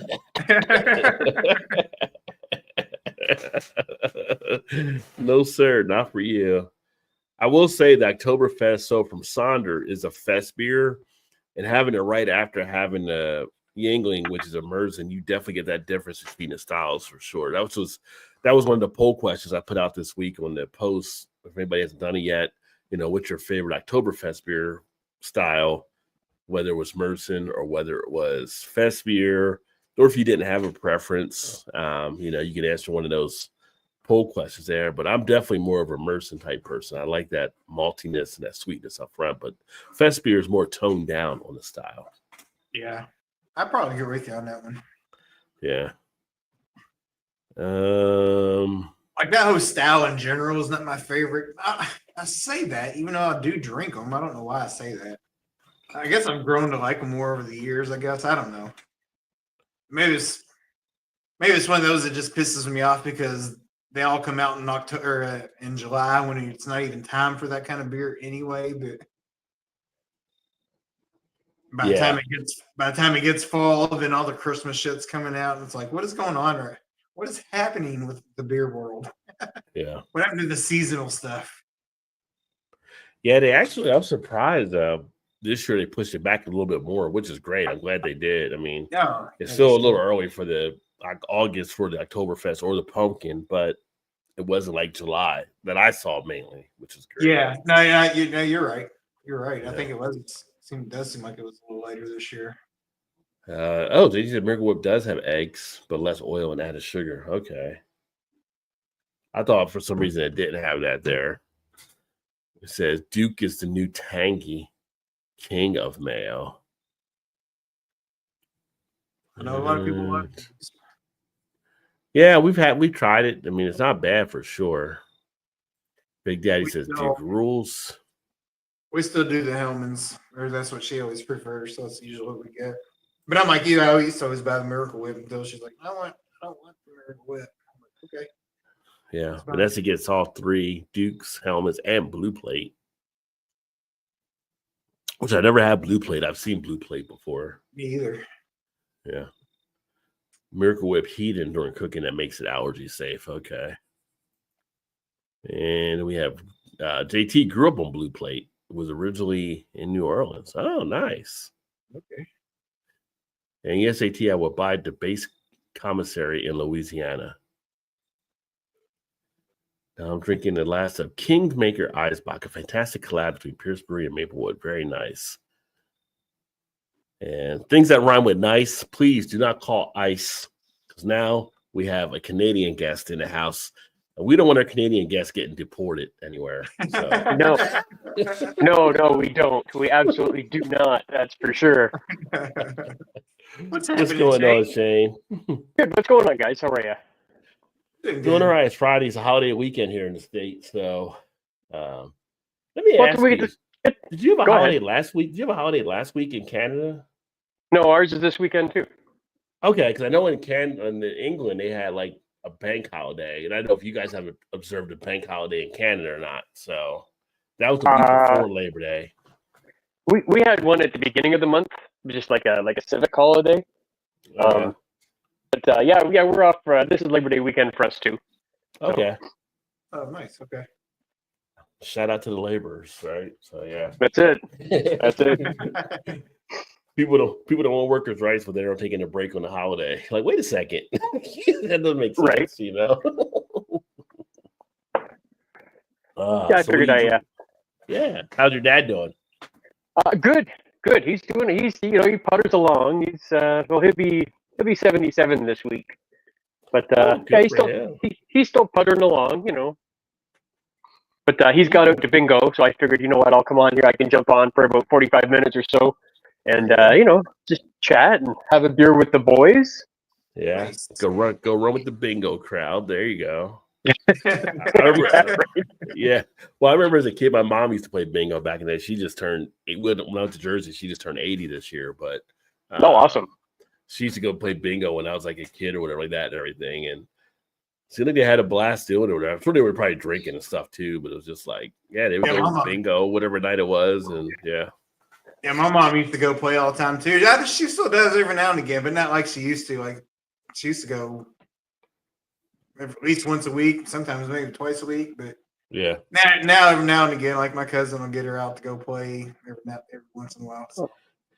But you know, it's funny because you guys have both met my wife before. So I never really thought about it growing up or whatever, but we were talking like a month or so ago, and she was like talking about when she used to come. The first time she came to New Jersey, and she met my grandmother and stuff. Because I told my wife, well, yeah, my grandmother used to like she would clean houses and do kind of stuff like that. She's like, your grandmother never cleaned. Like, I saw the house they had when I was up there. Like, you guys didn't need to do anything like this kind of like. No, she did. And my mom told her, yeah, she used to do it like part time, but. She was telling me, like, I remember coming up to your house the first time, and your grandma's like on the weekends, my grandparents would have card games at their house. And like my grandmother would wheel out like this like nice bar set or whatever like that and everything, and people would do drinks and they'd be like paying. And like my grandmother was running card games. I didn't even realize it was probably illegal back in the day. Your grandma was badass. Yeah. Your grandma was badass. I was like, they were literally running card games out of the house, and everybody's coming in. And you think back, it's like all this cash was on the table, and they were playing like pinochle and all kind of stuff. And there were times where there was some heated debate or argument taking place. So I'm sure money was probably involved that I wasn't really aware of as a kid. But like, yeah, That's awesome. Yeah. Who knew Rod J had such a badass grandma? Yeah. Right. Running illegal gambling joints out of her house. That's awesome. Yeah. Kicking Yeah. ass and taking names later. Well, we were in high school. We played football. We used to party. We used to play football Saturday mornings for our games, and we used to party on Friday nights at one of the guys' houses. And it took me a few weeks to realize we were pretty much partying at the local drug dealer's house. Like, it was like Nice. keep in mind this was the mid to late '80s, so we would go there and party like '86, '87. And there'd be a room where people were drinking. There'd be another room where people were doing coke. Another room where people were smoking. It's just like never really laid out to me until like a few weeks in. Like this is like the local drug dealers. Like everybody's got a different area they're going to in this house, and that was the '80s for you right there. So yeah, Yeah, that's for sure. yeah, everything was sectioned out. Yeah, what are you drinking tonight? What are you drinking tonight, Shane? I'm just about to crack it open. Actually, I just cracked it open now. This beer was generously donated, and when I say donated, I mean Chris from Off the Tent left it at my house, so I'm going to drink it. He didn't really donate it. It's the Absent Landlord Kolsch Ale from Cowbell. I have had this for you. It was a couple years ago since I've had this. 5.3% ABV, and I got this really cool glass I want to show you guys. I think you'll be very impressed. I'm very excited about this glass every time I use it.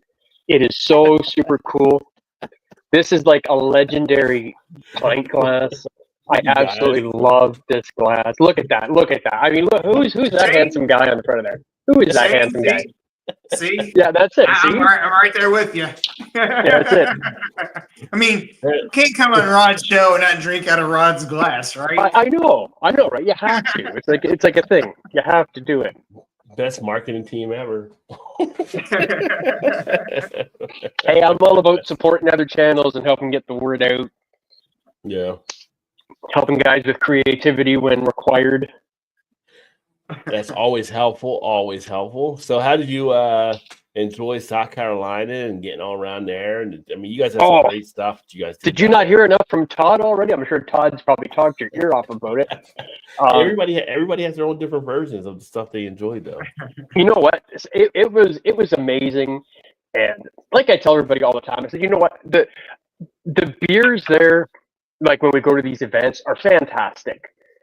But to me, the number one beer is number 2 on the list. Number 1 is just hanging out with you guys. You know, because I don't get to see. I agree 100%. It's it's a one time a year we all get together. I mean, I go down and visit Todd sometimes. I got to meet you last time I was down there too, Rod. I'll go down and visit Brian, but it's just nice when all of us get together and we're there for that whole weekend, and just that camaraderie and the exchanging of ideas. The exchanging of ideas is one of the I get all excited about stuff like that. Yeah. You're trying to do something and somebody will be like, "Hey, do this." I'm like, "Oh, okay, yeah." So it's kind of cool. That weekend, you was totally shooting off your hip and just like, "Oh, let's do this. Oh, we're gonna do this. I got an idea." It's like, then sometimes like, "Oh no, we're gonna do this now. I got another idea." Like, okay. Because everybody's just like, "All right, we're just doing whatever." And all of a sudden it's like, "Oh, this is great." It's like, this is awesome. It's just what I do. It's I get the creative juices flowing and come up with all these crazy ideas, like the music video, which was awesome. I was gonna say that's what I was gonna say. Is like that was really good. I like that was good. Yeah, that came together so well. I was so happy and so proud of that. It was really good. I definitely wish I could have been there. It was just so much stuff happening. Oh, for sure. Hey, it happens. Not a big. You'll be there next year though, wherever that is. I mean, we know where it is, but I don't think it's been announced yet. I thought it was, or was that just in the group that we were? Probably just in the group, I think. Yeah, so I'm not gonna say where it is because I don't think there's been an official announcement. Okay. Right. Which isn't too far either for me to go up there. Not too far for any of us to get. No, me either. Really, it's not that far for me either. Yeah. Hey, that should give you a big hint, ladies and gentlemen. No, it should be good for sure. I'm looking forward to it. I was looking at some stuff. So when I'm not working and I'm not making videos and I'm not trying to catch up on stuff, I try to watch other stuff out there. And this next month's like big in Dallas for like VidCon, which I'm not going down to VidCon for it. But there should be like a beer con. There should be. I mean, we can do a little get together, but it should be like a beer con, like where you can have a conference of the beer industry. I mean, this year I went to the thing in Indianapolis, but it'd be kind of cool, just something for beer creators, and then you bring in like different people in the industry and kind of talk about different aspects. Yeah, well, I'm hoping one day that's what this turns into. Yeah, is something really big, but I don't want. It'd be cool to have it really big and get a bunch of guests to come in and talk, but then I wonder if it would lose its what's the word I'm looking for? Not its appeal, but just, I mean, if it gets too big, it's kind of like, oh, remember when it was just like 12 or 15 of us and we could just, hang out. Now there's like 500 people here and I didn't get a chance to see half the people. It's like you're trying to stop the craft from going macro. We don't want to get bought out. Yeah. That's totally true, Shane, because I think you would lose some of the appeal if it did get to that point. You know what I mean? Yeah. For that reason. Like the weekends of hanging out at the Airbnbs with everybody and just drinking each other's beers and whatever. Like that is, like you said, that's just the camaraderie of everybody's beyond beers. But it's like our group, like Chase asked a question earlier I replied to in our group thing, and I'm like, like there was like a thing where you can have like different roundtables, like where Chase was asking about the AI type thing. Like you'd have people, kind of speaking about that kind of stuff, and it'd be kind of just cool to have like a beer type thing. So. Be interested. Yeah, for sure. So, like, I could probably tell you guys this because it doesn't really matter. I think there's going to be a new chuggy category next year. Now, I know my man. I can't remember if I told you about it, Todd, but you're going to be interested in it. I think we're going to do a chuggy for best homebrew. Oh yeah, well. We talked about it a little bit, but you never said for sure if that was going to be. I think I'll do that because that'll be a lot of fun for a lot of the guys that come, because there's a couple of us that brew our own stuff, right? So right, and that'll be judged on by everybody there, kind of thing. Oh, so it'll be like an on-site type thing too. Well, that was gonna be my next question. Is like, so what do we do? Just send it out to people, or at the next get together? We'll do it right at the get together. So bring obviously a couple extra bottles. I mean, I brought a ton. I brought a whole case of mine down. I brought 18, I think myself. So you and I both brought them. So that's a great idea, actually. Yeah, but I think it'd be pretty cool, and I'd probably just get everybody to judge on what is probably because we're just gonna have like one category to start with, probably. So just the best overall beer based on the style. So not everybody can make a different type of beer. Like you can make an IPA, I can make a lager, somebody else can make this. But we'll have to judge it appropriately to the style. Like, hey, is this a good IPA? Well, it wasn't very bitter and not very citrusy.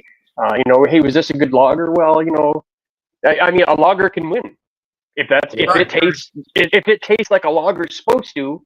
And it's nice and crisp and refreshing, that the lager can win.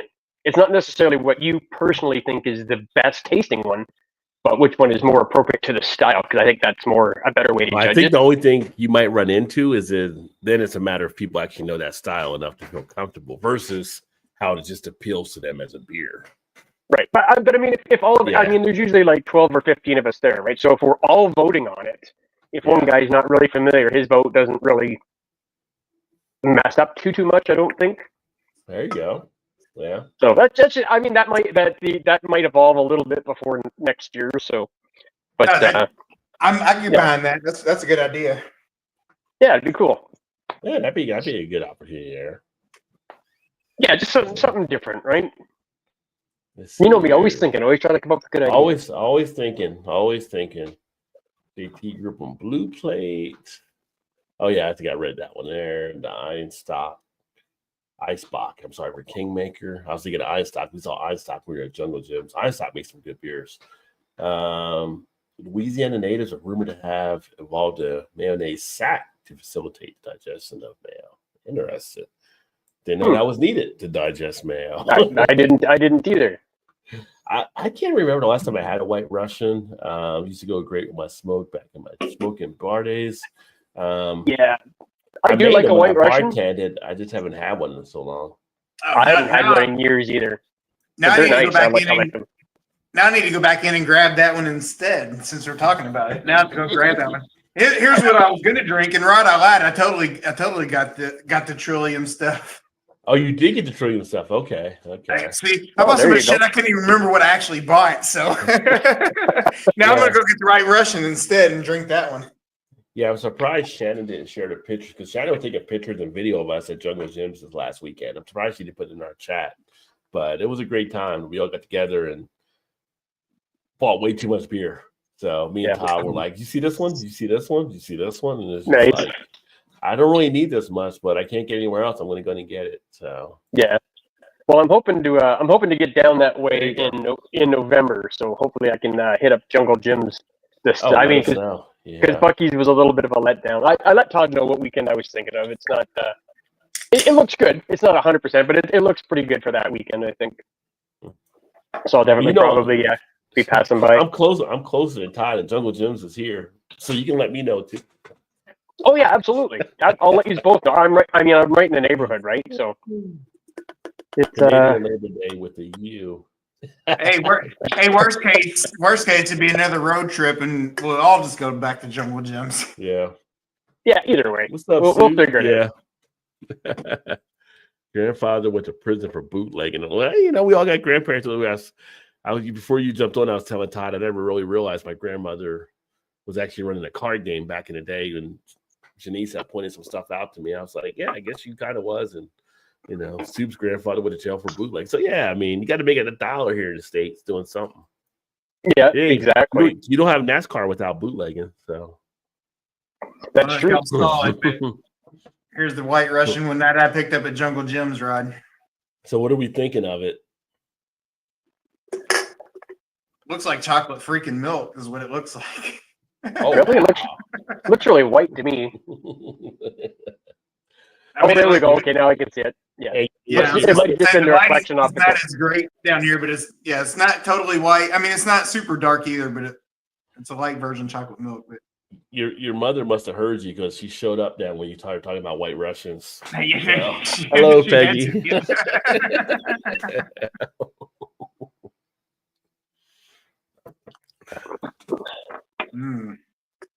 So what do we think, Todd? Oh, that's good. Yeah, I might save one of these and give it to my mom because she likes a good White Russian. So there you go. Oh, there you go. That is good. That is that is tasty. City. And that could be dangerous. That could be dangerous at 13% because don't really taste it at all. Oh, 13% or two. So the Cutwater, is it a cocktail or is it something with? So it says what is it? So it says White Russian with a Cutwater vodka and coffee cream liqueur. Okay. So it's not technically a beer, so it is actually a mixed drink cocktail. Yeah, it's like more of a cocktail. Yeah, I would say. Yeah. And there's nothing wrong with that. I mean, I've seen you guys slam down some really colorful girly drinks before. So. Now, photographic proof of that. No, it sounds like a judge in there, Shane. No. Hey, if I was there, I would have had one too. I'm not gonna lie. One rainbow margarita doesn't mean anything. Yeah, right. Well, when we went to Silos down in South Carolina, that thing was huge. So yeah. Well, the one that me and Todd had when they came here and Shane took that picture, just like it's a good margarita. It's like when I get on, it's like doing Slurpees back in the day or big gulps, put all the flavors into it. I mean, that's what guys do. Yeah, for sure. Yeah. Well, Todd, when we went to Silos, did you have that red raspberry slushy thing like everybody else did? I did. Yeah, I think everybody had one. It was okay. It was good. I mean, especially as freaking hot as it was. Like it was refreshing. And it was kind of good, it was kind of a good change of pace of something besides a beer. You know what I mean? Like it was just exactly. I think that was everybody's kind of mentality. Yeah, kind of like a good palate cleanse. Yeah. No, it was good. I liked it. This was good. That's how they're stretching us all out, JT, for longer lifespans now. All the different drugs we're coming up with, Right. Which reminds me, you know what today's date is? And you know what happened? I think it was like 2:23 a.m. in the movie on today's date. Couldn't tell you. It's when Skynet became self-aware. Oh, was it? It's just funny because all the AI stuff that's taking place out there. But today was the date Terminator with Skynet becomes self-aware. So Was that supposed to be this year, or was it a different year? it was August 29th. I think it was this year. I think it was. Oh, really? Oh, okay. Yeah, I think so. Yeah. Yeah, Suits said Terminator. Yeah, it was the Terminator movie. It was this date. So, which is just funny because we have all the AI stuff happening right now, right? And like you just saw like a story here in the States came out, a sad story where ChatGPT talked a kid that committed suicide or something like that. It's just like, oh, you have stuff happening. That's kind of like, what if Sarah Connor was right about shit? Yeah, right. Like, that would be something. Yeah. Big Day said, me too, all except the kidney one. Yeah, I mean, that's what drugs are doing. They're stretching out our lifespans now. Yep. So sorry, I missed. I don't know if you're talking about that story earlier, Rod. So ChatGPT had made some kid kill himself. What? Yeah, it was a story that was in the news earlier this week. It was like a teenager, maybe like 14 or 15, and I guess going through a depression type state. It was talking ChatGPT and was like asking questions there about, leave the rope out in case people get, and it's like, don't leave the rope out. We don't want them to catch you, blah, blah, blah. And it was like, it basically provided answers and encouraged this kid to commit suicide that took place. And so now the family is suing the parent company and ChatGPT about what happened. And I've seen stuff with ChatGPT where people are having relationships basically with the machine now. Like they cut off from all the social aspect with their spouse and all kind of stuff. And it's just like, they're hooked into the whole AI thing. It's crazy. That's weird. It's very weird. It's very weird. And now you got people coming out with like these robotic type dolls and stuff to replace like people. And you start putting that AI into those dolls, and all of a sudden people have relationships with the dolls. Do you know who created those AI dolls? They're supposed to be like humans. Married guys. It was a couple of married guys. They've been married for a long time, and they're like, "Hey, you know what? You know what I need? I need a girlfriend." But you know what? That's kind of frowned upon by society. So, hey, you know what I'm going to do? I'm going to make a real lifelike robot because it's not a real person. I think I can get away with that's where theirs came from. My first thought. Well, I shouldn't even say this, but I'm going to. No, my first thought was it definitely had to be Elon Musk that made that. I'm sure. Could have been. Are you lonely tonight? Right. Here come the flood of text messages coming in. Like what? No, but it's crazy some of the stuff that the AI stuff is doing. But yeah, that was a sad story to see. But some of these people are getting hooked into ChatGPT. But it was funny. I saw a thing earlier talking about that. I was like, yeah, that's true. Today was the day in the movie of Terminator when Skynet became self-aware in the morning, in the AM. So yeah. Now, do you think that kid's family will be successful? Because I highly doubt it. I'm just guessing. Yeah, I think they'll settle. I think the company will settle because they won't want all the publicity, all kinds of stuff to happen. That going forward, I think they'll find a settlement amount. It's kind of like the Google. Like we have some of the self-driving cars, right? That'll run over and kill some people. That Google's rolling out, but they get these families to settle so they can keep pursuing their interests. So it's like, oh, we'll settle it. Here's $5 million, $10 million, whatever the number is. Right. You sign the NDA or non-disclosure agreement, and they go ahead and keep going forward. Right. I think that's going to be the case. I think that'll probably end up happening because you're not going to put ChatGPT back in the box. It's already out. All the AI stuff's already out. You got like Copilot and all these other programs that are kind of doing stuff now, and it's going to be kind of crazy. I mean, it's going to be interesting just to see how the landscape changes. I mean, fortunately, knock on wood, hopefully I'll retire at some point here in the next 10 years or so. I don't have to worry about it. But like for future job things, like some of the jobs that people are doing now, at some point will be replaced by AI and robots, and they have to find other careers to put people in. So it'll be interesting. But that was so we saw it this week on like it was like nightly news or whatever. Like just but I can like if you have some kid that's susceptible to stuff and not even a kid, like some of the adult type stuff, and it's just you catch it at the right moment. Just like when you have like the bipolar situation, like you're not supposed to do it, but you can't stop yourself from doing it. You know? It's just one of the sad things out there. But again, that's when, as a kid, I mean, this was a teenager. I mean, parents got to be more involved in their kids' lives and stuff. I think sometimes some parents get pulled away from other stuff because just the way things are. But, long gone are the days like when we were kids and it was like all around a dinner table. Yeah, exactly. And nowadays, everybody's grabbing their stuff and they're going to get their tablet or a computer or their phone. It's like they're in front of the TV, whatever it may be. You don't have like that thing when we grew up because we're all around the same age group. It was a different thing where everybody was kind of just called in for dinner. We all there. Like, how was your day? What did you do? Blah, blah, blah. What happened? And you kind of solve issues together as a family. So exactly. If a family isn't doing, you have other things they're going to plug in, take that time. So, yeah. Yeah. Like I try and do that with my youngest boy. Like he's usually home from work about 7:00, so I'll delay dinner and make him dinner. And so because I don't like. I mean, I'll eat by myself. I got no, but I'd rather eat with somebody if I can. Yeah. And sometimes you'll go and I'm gonna go sit and watch TV. I'm like, no, I said you're gonna sit at the table with your dad for 20 minutes or however long. Just sit with your dad. Give me some time. He said, oh, okay. I do the old, how was work? Was fine. Was it busy? Yeah. It's the one word answer, yeah. I was going to say the one word answer is yes. We have guys all the time too. No, how was it? It was fine. He's not quite that bad, but it's very close. It's very close to that. About 11 years ago, I had a kidney stone the size of a quarter came out of nowhere, and I've never had another. But my doc gives drugs to help prevent it. Yeah. Well, supposedly, beer is supposed to help to avoid getting kidney stones. Just saying. I'm no doctor or do I practice medicine legally, but I've read that beer does help to limit. I heard online somewhere. Yeah.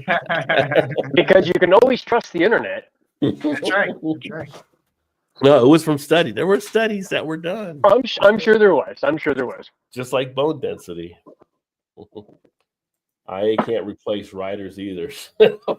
Well, I don't know about that either because there's a lot of people on AI that are doing things and they're finding a lot of people are using AI for writing a lot of stuff and AI can pull it out. Now, it might not be always fully 100% because you got to research to make sure it is, but there is AI writing stuff nowadays. Yeah. And that's the one. I mean, I understand AI is a good tool, and I think I brought this up before. Not the electrician, because you got to have somebody in there do electric work. Yeah, at least now until they get robust program. Yeah. Right. Yeah. Like I said, AI is a very helpful tool, but I mean you can see it already. Like people are losing their own creativity because it's easy to just like, oh, I'm gonna go on with Chat GPT or something like that, and like, okay, I'm gonna put in what I want, and here's at least an idea. Mm-hmm. I mean, if you're just using it for an idea, like that might spark something else. But if you're just using that exclusively, like I don't feel like putting in the work, put it into Chat GPT and whatever it spits out, that's what it's going to be, right? And I'm afraid it's just going to get easier and easier for people to do that especially as it advances and can do more stuff. And really, they don't need people anymore because all it takes you to do is just type in write me a story about a brother and a sister who go camping, and the whole story's there, kind of thing, or whatever, right? There's no creativity. It's kind of killing creativity a little bit. Well, it's like that program Pseudo now that's popping up. Here's an idea, write me a song about it, and this Pseudo program will write a whole song out for you, and it sounds better than what people can come up with themselves. And it's just exactly there's different aspects that are kind of taking place. I mean, you have to have the idea to give it the guidance, but once you do, you have it. Yeah, but you only need a very basic idea, though. That's the worst. Like, hey, I want this to sound like 80s, and again about hey, I want the song to be about toaster strudels and how I like to eat them at midnight. And then the whole song's there. I got an idea. Learn how to play an instrument, people. How about that? You get all that and make it sound like Rick Springsteen singing it, and it's like all of a sudden you have this thing come out, and it's like, damn, that sounds like Rick Springsteen singing a song. Yeah. Yeah. Exactly. Yeah. Shane, you need to ask it. Yeah. How do you make scrambled French toast and see what it comes up with? Oh, I should Call- do that. Call Shannon. And it probably says call Shannon at. Yeah, right. It's the greatest. Have you had it yet, Rod? Have you had the scrambled French I have toast? not had the delight of scrambled Oh. French toast as of yet. You So I feel are like- missing a I feel like delicious that- delicacy. I feel like that's a Brew Tuber exclusive. You have to be there in the moment to get it, I believe. Oh, it was glorious. Yeah. It was It'll be on glorious. the menu at some point in the future, I'm sure, at a Brew Tubers get together. But at like 2:00 in the morning, though, it can't. Yeah, It has to be late. It has to be late. Yeah. It's like It has to be late after a bunch of drinking. Yes, Yeah, yes. you go to Waffle House at 10 a.m. You got to come back when it's like 1 or 2. I mean, Yeah.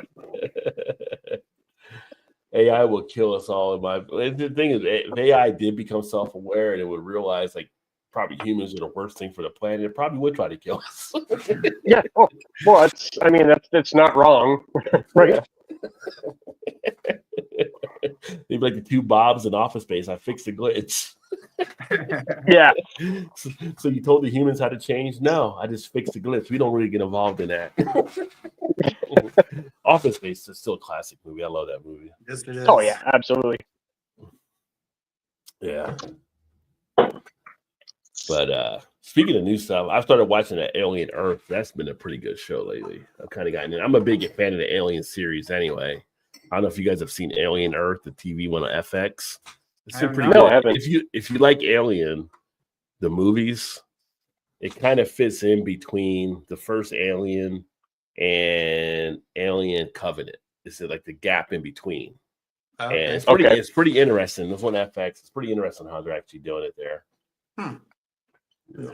Never actually heard of it or knew about it. Yeah, it's got some pretty good reviews and stuff coming out. So FX has actually got some pretty good stuff happening on that channel. I've been she's been trying to get me to watch The Bear forever. I haven't watched it yet. I need to start The Bear's watching it. the Bear's really good. Yeah. Now last season it hit a lull, but this year kind of bounced back again. You know, For which I one? feel like last season they kind of threw it in just a little bit for the Bear. Oh, okay. But then this season, this season bounced back when it was good. I just finished season 2 of Twisted Metal. Kind of a little bit of a letdown there, but it was okay overall. But I'm trying to catch up now and finish season 5 of the one Kevin Costner, Yellowstone. So Yellowstone, yeah. Go back and watch that now. So Yeah, everybody seems to love Yellowstone. I think I watched an episode and a half, just the first episode and then half of the second one. I'm like, I don't like this. I don't want to watch it. But everybody else seems to love it, so maybe it's just a problem. It's just with me. I think it builds up over time as you actually watch it more. And that first season, it really takes a little bit of time to get the characters developed. But then once you get kind of pulled into it and stuff, Totally. Maybe I'll have to give it another go. Maybe. Yeah, I enjoy watching Beth like rip people apart over there. It cracks me up. She's one of my favorite. Kevin Costner's style over there funny. too. Yeah.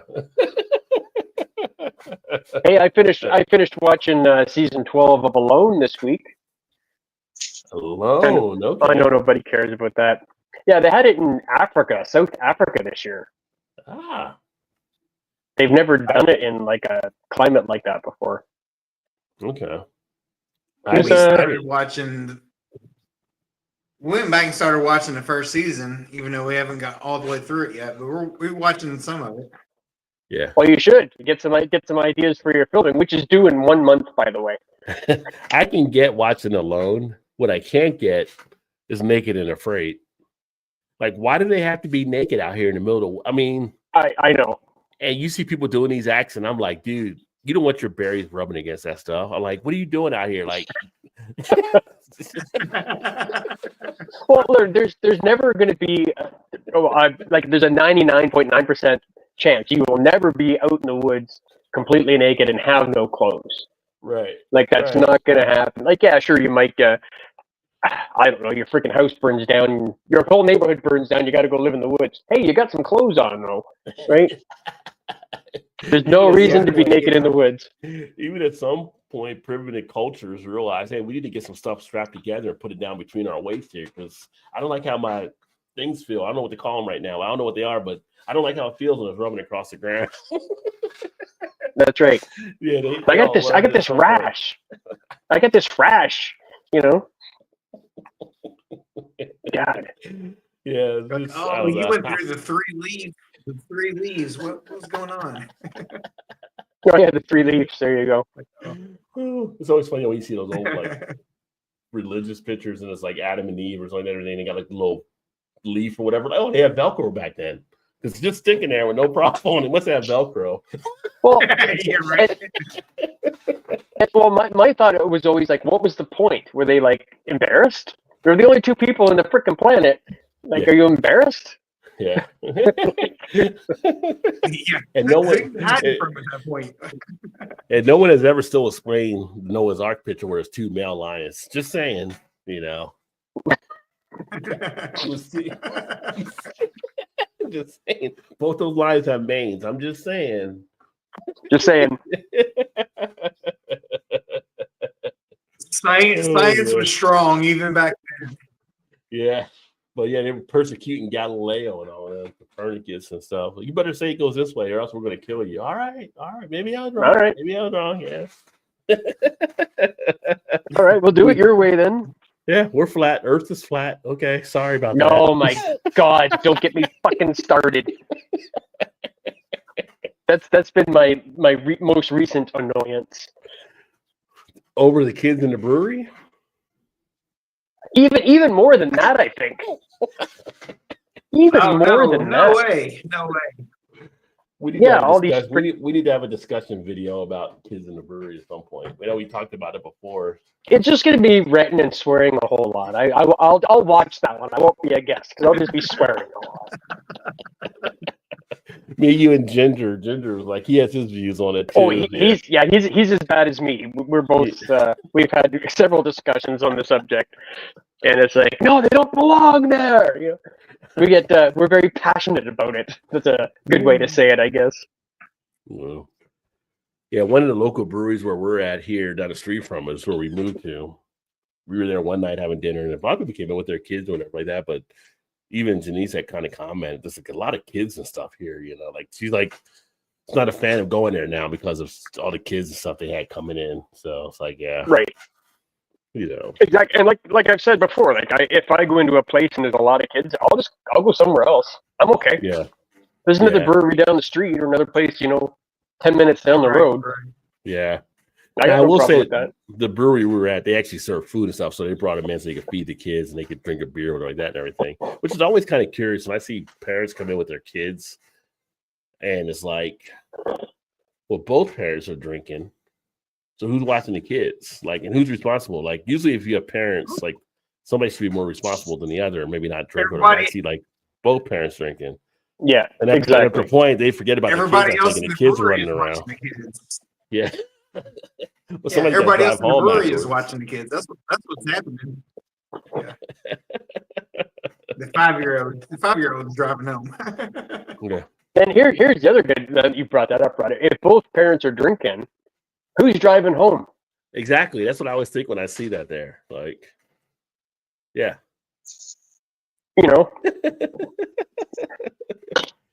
Probably the dad gets, they both get so wasted. And they're like, hey, you played GTA 5. Here's the keys. Off you go, kid. You don't want that person driving because they're up on the sidewalk trying to get people for bonus points. Well, hey, you're probably right. I went through that. Do you remember that guy? There was a guy, he stole a plane. Oh, yeah, I remember that guy. He crashed it. He died in the crash trying to land it, though. Yeah, and they're trying to talk. Yeah. Yeah, I stole the plane. He's like, hey, can this thing do a barrel roll? And they're like, oh my God, this guy just did it. And they didn't even, I don't even think they knew that the plane could do that. Right. And I think it was like a Dash 9 or Dash 8 or something like that, like a twin prop plane. But yeah, it's like, oh yeah, I played some video games. Yeah, I'm okay. Yeah. But yeah, he even said he was messed up. He's like, oh, I'm just really messed up, dude, and blah, blah, blah, blah, blah. But yeah, he ended up crashing that plane too, yeah. But then you're like, okay, after 9/11, I thought airport security was ramped up. So how did the person get down there to even get the plane? I don't Right? remember if that was before or after though. No, this was something recent where it was after 9/11, and it's like Was it? earlier this year we had someone that was like on one of the stories was a stowaway on like one of the flights from here to like England or whatever. Like, how did you get all the clearance for someone to still be a stowaway on a plane? Like they found her in the lavatory. I'm like, how did she get that far? Yeah. There's all the checkpoints that are supposed to be there. I'm like, yeah, there's still some errors and stuff at the airport. So then it's like, I don't know. It's kind of concerning. It's funny that they said here in the States, like, that I'm going to have to take off our shoes. Because, oh, no one's going to do that again. So we don't have to take. So we flew from Cincinnati, New Jersey, take off our shoes, flew into Philly. And the flight back from Philly, they're like, oh, you got to take off. Like, I thought we didn't have to do that. I'm like, no, you got to do it. Like, going to Cincinnati, going to Philly. Don't have to take the laptop out of the backpack. Coming back, got to take the laptop out of. Will you guys get on the same page, please? Just get on the same page, you know? Right? Yeah. But kids on the plane too, sometimes when parents don't really monitor kids enough, like, you know, I mean, kids are kicking the back of your chair. I've never happened to me, but I've seen on other videos they're kicking the back of your chair and stuff. And it's like, do you not control the kid? You just let the kid go at it. I mean, they're your responsibility, not somebody else's. They shouldn't be interviewing somebody else's. That's right. You know, yeah. They should be, but they are not. Yeah. That's when you ask to switch with the person who's sitting behind the parent. Like, hey, can you just kind of go and switch me seats for like 10 minutes? And you just start kicking their seat. Like, how do you fucking like that? It's annoying, isn't it? It's annoying, isn't it? It sucks, doesn't it? It sucks, yeah. See, that was one way. I was thinking the other way was that start going like Bernie Mac on the kid there. Oh, yeah. I love watching flat earth debunkers, lawyers, and judges undressing sovereign citizens. And he's getting arrested on body-worn cameras for dumb shit. Yeah. Yeah, well, for sure. That happening. Yeah, it's so funny. I still see videos of people getting upset. Like, you know, when we were in Niagara, that I met like MedLab and True North Transparency. You know, they were out in the corner shooting video. They don't bother me. I mean, people get video all the time, right? And it's just like I see these videos where people were kind of doing what they were doing. Are you videoing me? Are you doing like how much time are you spending coming up to this person that doesn't even really care about you? Just go about your business. Or like I don't know, people still flip out about that, but it's like you're on camera all the time nowadays for stuff. It's just crazy seeing people. Yeah, I've seen a couple of those shows like True North Transparency, and there's a bunch of other channels that do stuff like that. Yeah, and I'm just like why do you even bother doing this? You just it's almost like you're doing it on purpose to aggravate people because there's no other reason to do it. Yeah, really. Well, sometimes you're just. I think, in my opinion, they're kind of shooting video of their area or whatever, and kind of there are some that do the auditing type thing and make sure things aren't going a certain way. But I'm like, if somebody's shooting a video out for my business, I'm like, okay, tell them about your business, get some free advertising out of it. Sure, don't be going all bananas or whatever about it, like because people shooting video and stuff all the time. I don't know, I just see it differently, I guess. No, well, you're like me. Like you see somebody shooting video, I'm more apt to go up and say, hey, what do you guys shoot? Oh, that's cool. You know, what kind of gear you're using, you know, blah, blah, blah. I'm more interested in the creative process. When we were talking to them, like up there, kind of what I was doing with them and stuff. Yeah, and exactly. And then I'm on their thing, like, hey, come check out Rajay Beer Ventures, blah, blah, blah. I'm like, use the moment for what it is. Yeah, absolutely. Absolutely. Some people are just more uptight, I guess. I don't know. I'm not. I'm like, hey, do you want me to do something? You want me to act in it for you got like a 10-second bit you want me to do? I'll do a 10-second bit for you. You know? Do you want me to walk by on the back of the camera, like in the background, and throw some trash on the ground and just for, like, what do you want? Well, it's funny that these people like, oh, you're following me, blah, blah, blah. Like, you walked up to their camera. Like, they're not following you. They're standing in the same spot. Like, you walked up to the camera there and made yourself become part of the story. Like, I don't know. I get a kick out of it sometimes seeing some of the stuff, but yeah, I do get a lot of humor out of I didn't give you permission to film me. Well, you're in public. Yeah, right. Didn't know I had permission, but anyway. You don't. I mean, no, I know. Some people get upset about it, but I'm like, whatever. I get a little more humor out of the police. I don't even know the law themselves. Like the police, like you can't yeah, technically I can do that. I mean, yes, but the police don't even know they try to enforce it or whatever. But it's like, yeah, good luck there. But it's like one of my friends I used to work out with. He was a state trooper. We used to talk about some of that stuff because I did YouTube, and he'd be like, "Yeah," he's like, "I never have a problem with somebody videotaping me," but it's like his thing is, understand if you videotape me, if I was going to give you a break, I can't give you a break now because it's official. Oh, yeah, I never thought of that. So whenever he was videotaped, he went by everything the way it was, where he might have given somebody a warning. He ends up having to give him a ticket or whatever it may be. So right, that's the other aspect of it too. So yeah, I never thought of that. Yeah, that's interesting. I never thought of that. Yeah. So there's always two sides to the coin there and stuff, but it's just like some people just flip out on some of that stuff, and I'm just like, now some of the stuff that we're seeing here in the country, I'm glad some people are videoing some of the stuff because this is like some things that we're seeing you wouldn't believe unless you saw it with your own eyes, like some of the things taking place. So. Well, I don't know why I'm reminded of this. There's a gentleman who hangs out in Dealey Plaza in Dallas, Texas. His name is Robert Groden. He's a JFK expert. Like anytime anybody does a movie or anything about JFK, they call this guy, right? And he sets up his little booth in Dealey Plaza, and he's got his pictures and his books. And if you want some information on the assassination, come and talk to him. He's the world expert on JFK assassination. Mm-hmm. And the cops used to harass him all the time, and they would give him tickets. They're like, we're giving you this ticket because you don't have a vendor's permit. Mm-hmm. And he's like, well, a vendor's permit's not. First of all, you can't get a vendor's permit to do what he does. There's no such thing. So they're giving him a ticket for something that doesn't exist.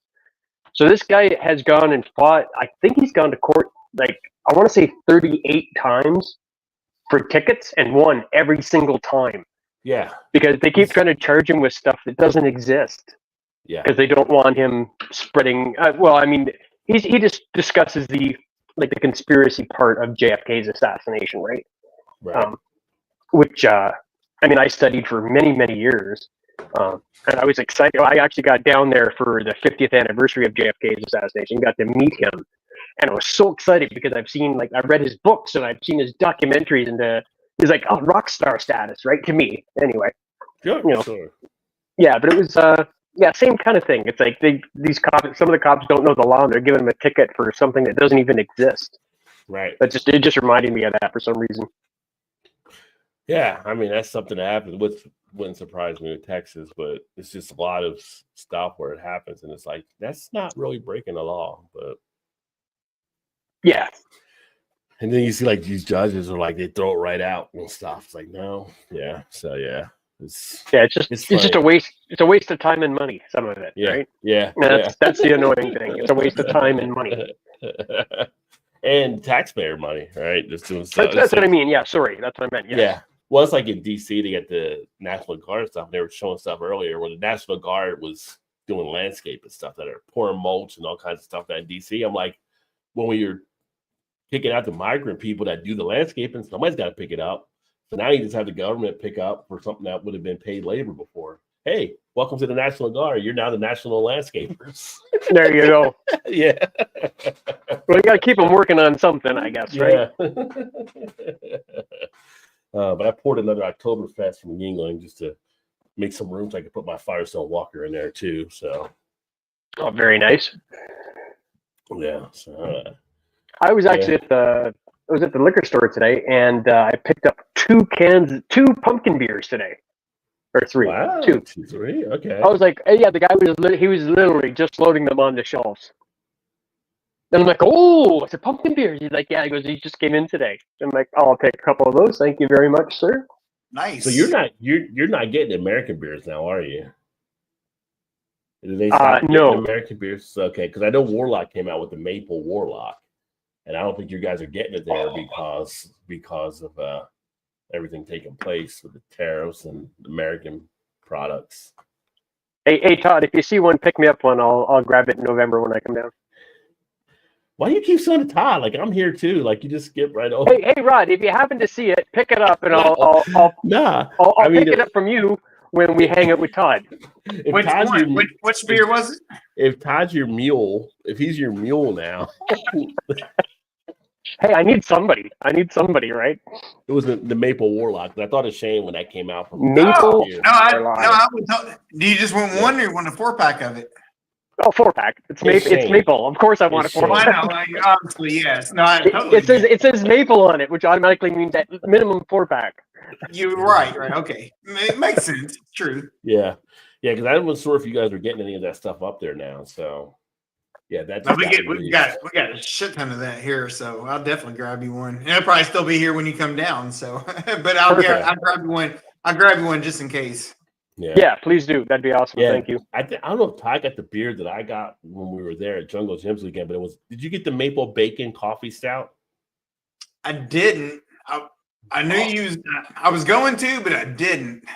I haven't tried it yet, but I got a maple bacon coffee stout. And at that point, I don't know why I didn't, because I already had enough shit in my cart anyway. I should have went ahead and got what was one more beer, even though it's like $27. But what's one more? What is one more?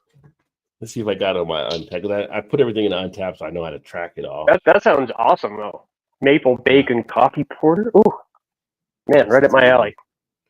Let's see. Hey, speaking of maple, while you're looking that up there, Rod, do you need another bottle of syrup when I come down? I'm not going to complain if you bring the bottle of syrup. Okay. That's for sure. I know Todd needs one.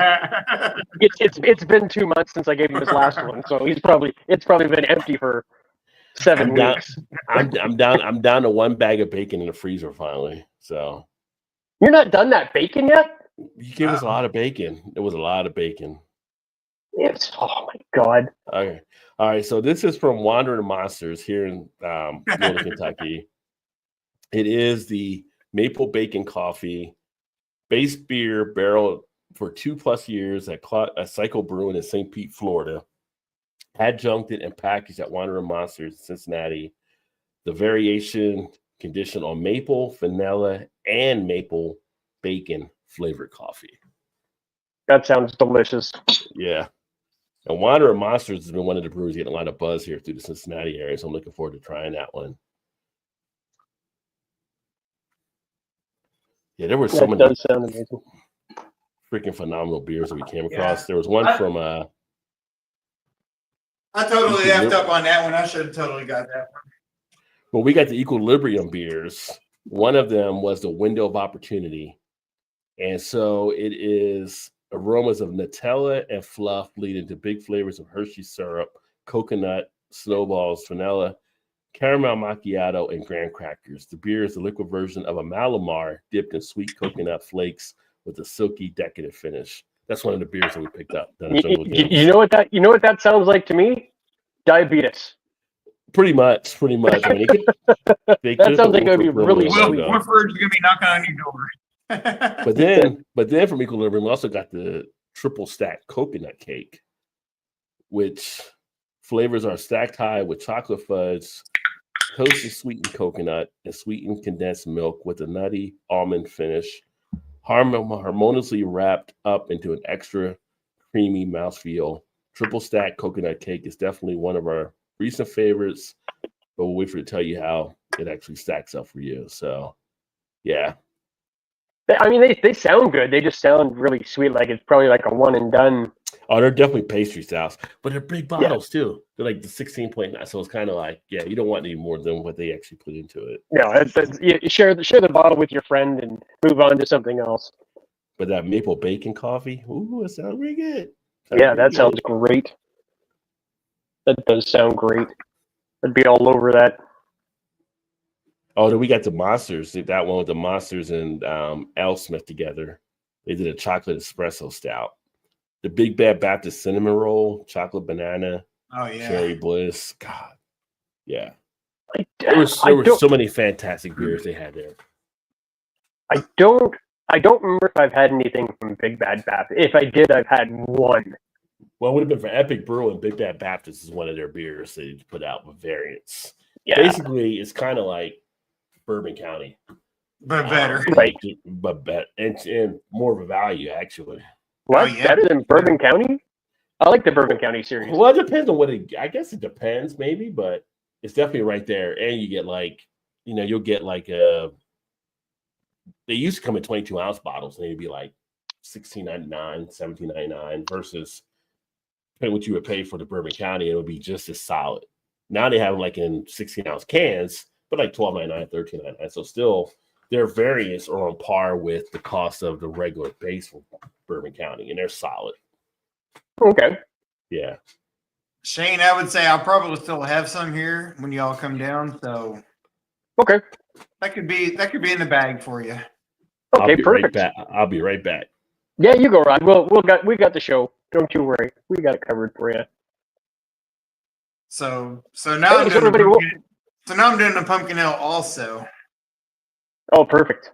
And spoiler alert, somebody did a video with me last night for future coming out on this beer also. So. Oh, very nice.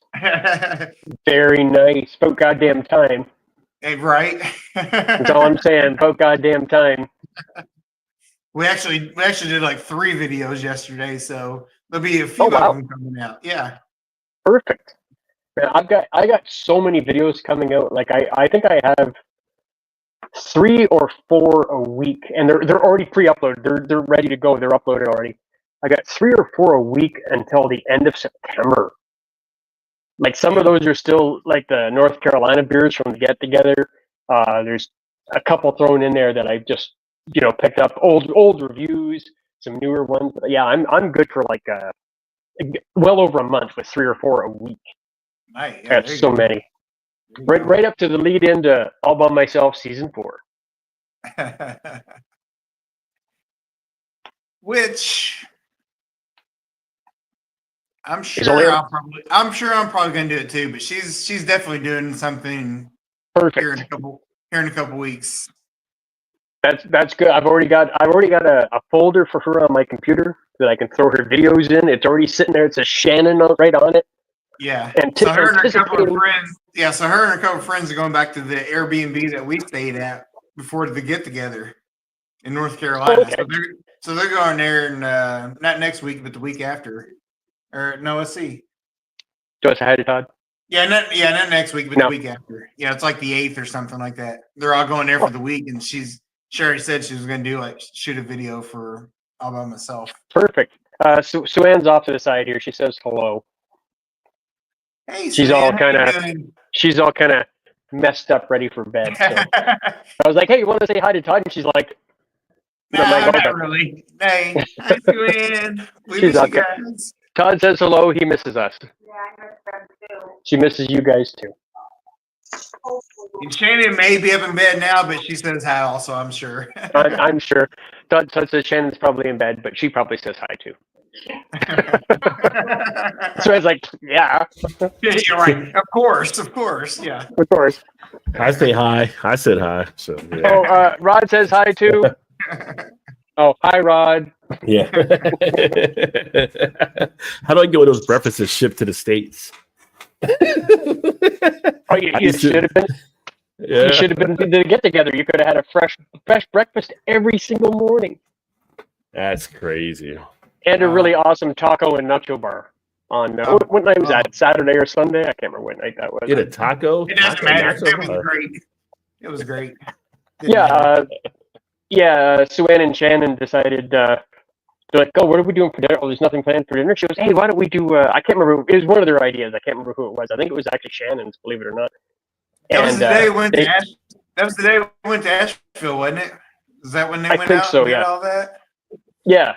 Yeah. Yeah, and then when we came home, we had a taco and nacho bar for dinner. It was awesome.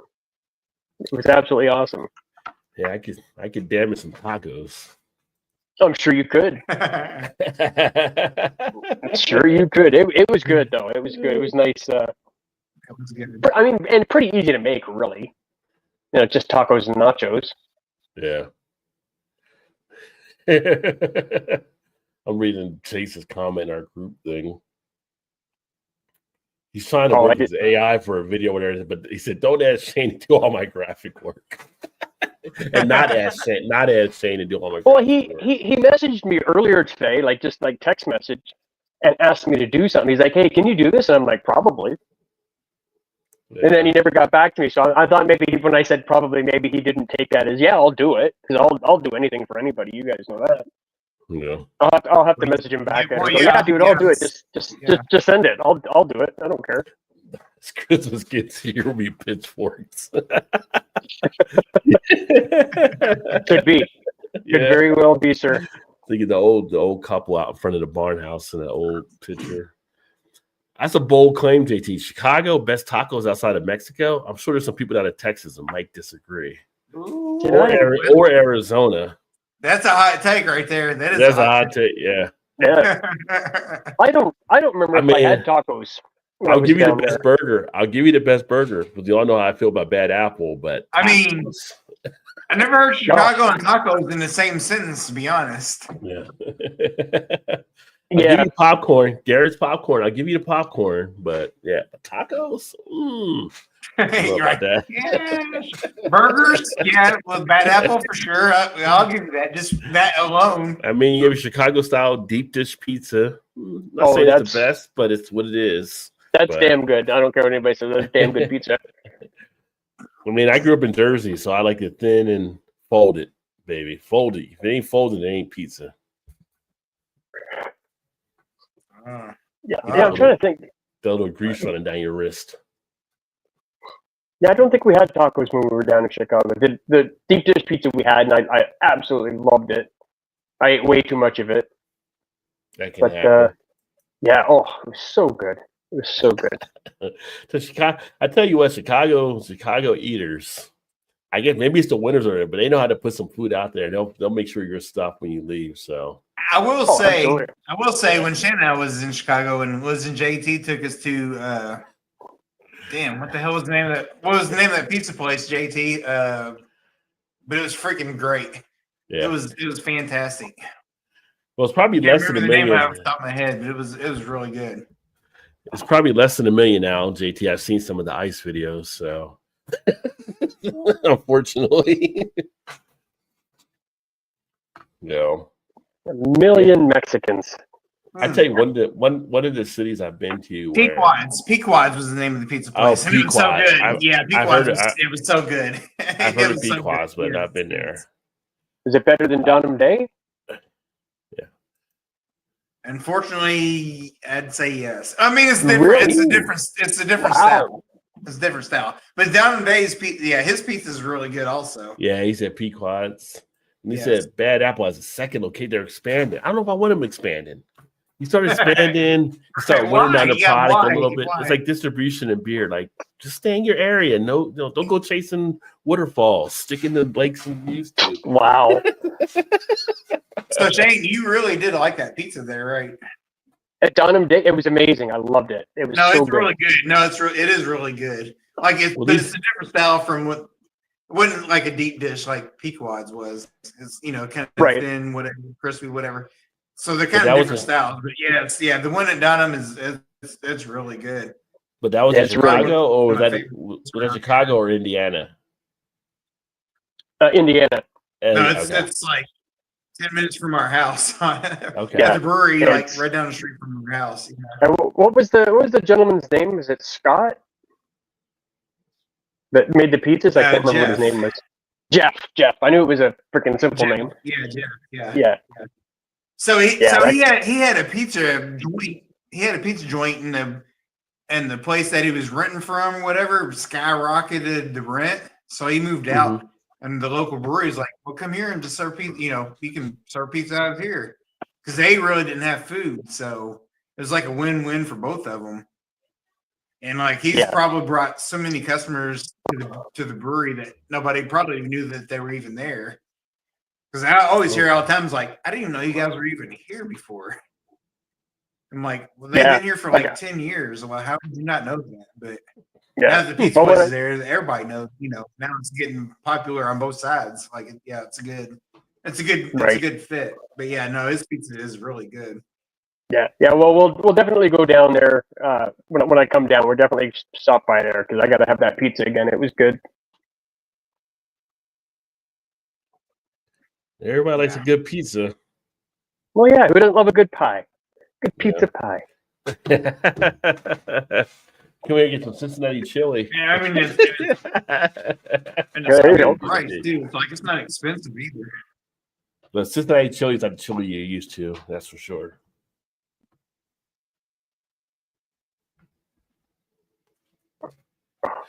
Did you get that? I sent you that I mean, festival Cincinnati down should there. go in different ways, though, right? Oh, it can go in different ways. You're right about that. Yeah. That's not terrible. It takes to get used to it. Well, I mean, yes, but not in those ways, but Yeah. If you're not from the area, it's not the chili you think it's going to be, but it's a Cincinnati type thing. Yeah. yes. It's more of a sauce than a chili that you end up having. Oh, interesting. Kind of like cinnamon something. It's Yeah, they kinda put weird. cinnamon I and mean, it's chocolate good, but in it's it. kinda Yeah. weird. What? And they put it in Yeah. spaghetti. They put it on spaghetti as well. And yeah. You'd have to see it to believe it, Shane. Oh, I'll have to check it You're out. right, yeah. I'm kind of intrigued now. Actually, it was funny because have you ever seen like Ron White, the stand-up comedian? Oh yeah, I love Ron, Yeah. yeah. On one of his specials, he talks about Cincinnati chili, and it's hilarious. Like, just making fun of like coming to Cincinnati, and no one told him that Cincinnati was the chili capital of the world or whatever. And he's like sees the chili there compared to what he gets in Texas. It's a pretty good routine and stuff he does, but it's just it takes people. Like my mom still won't eat it when she comes here. She refuses to even.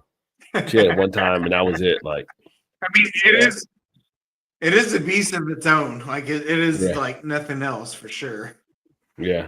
And we have a place that serves chili and they serve geta as well, like a 6-way type thing. And geta is another Cincinnati type thing where it's like scraps from like the pig and stuff that are done like in flaked oats or whatever. You know, that's not the bacon. It's not the bacon. It's not the ham, whatever. It's the geta. Just put it shit together. It's the everything else. Oh, it sounds so appetizing. At one Well, time they just take all the straps and they put it together. Right. That's where I got the name from. That's probably where it came from. Put it together. Put it together. That's probably it. Yes. Because you look at it, it's probably like the stuff that people that had no money had to eat back in the day, right? But now it becomes like this staple of being a thing here. Like in the Northeast, we have scrapple, same thing with like the scraps and stuff, but it's done a little bit different than what the get is, but it's still the scraps from the pig.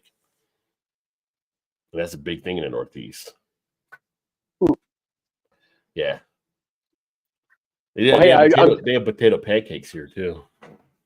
I like potato pancakes. They're good.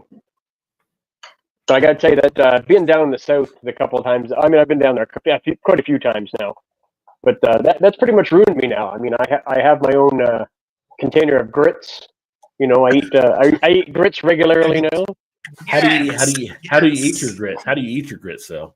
I've tried it a couple different ways. So especially since I bought some recently, so I've tried just the regular salt and butter and pepper kind of deal. I've tried it with cheese. I've tried it with shrimp. Have you done it with ketchup? Have you done it with ketchup? No. Why would you put ketchup on grits? That doesn't sound good. Wait, Ron, what do you mean with ketchup? I've never even heard that before. What are you talking about? There are some people that put ketchup on their grits.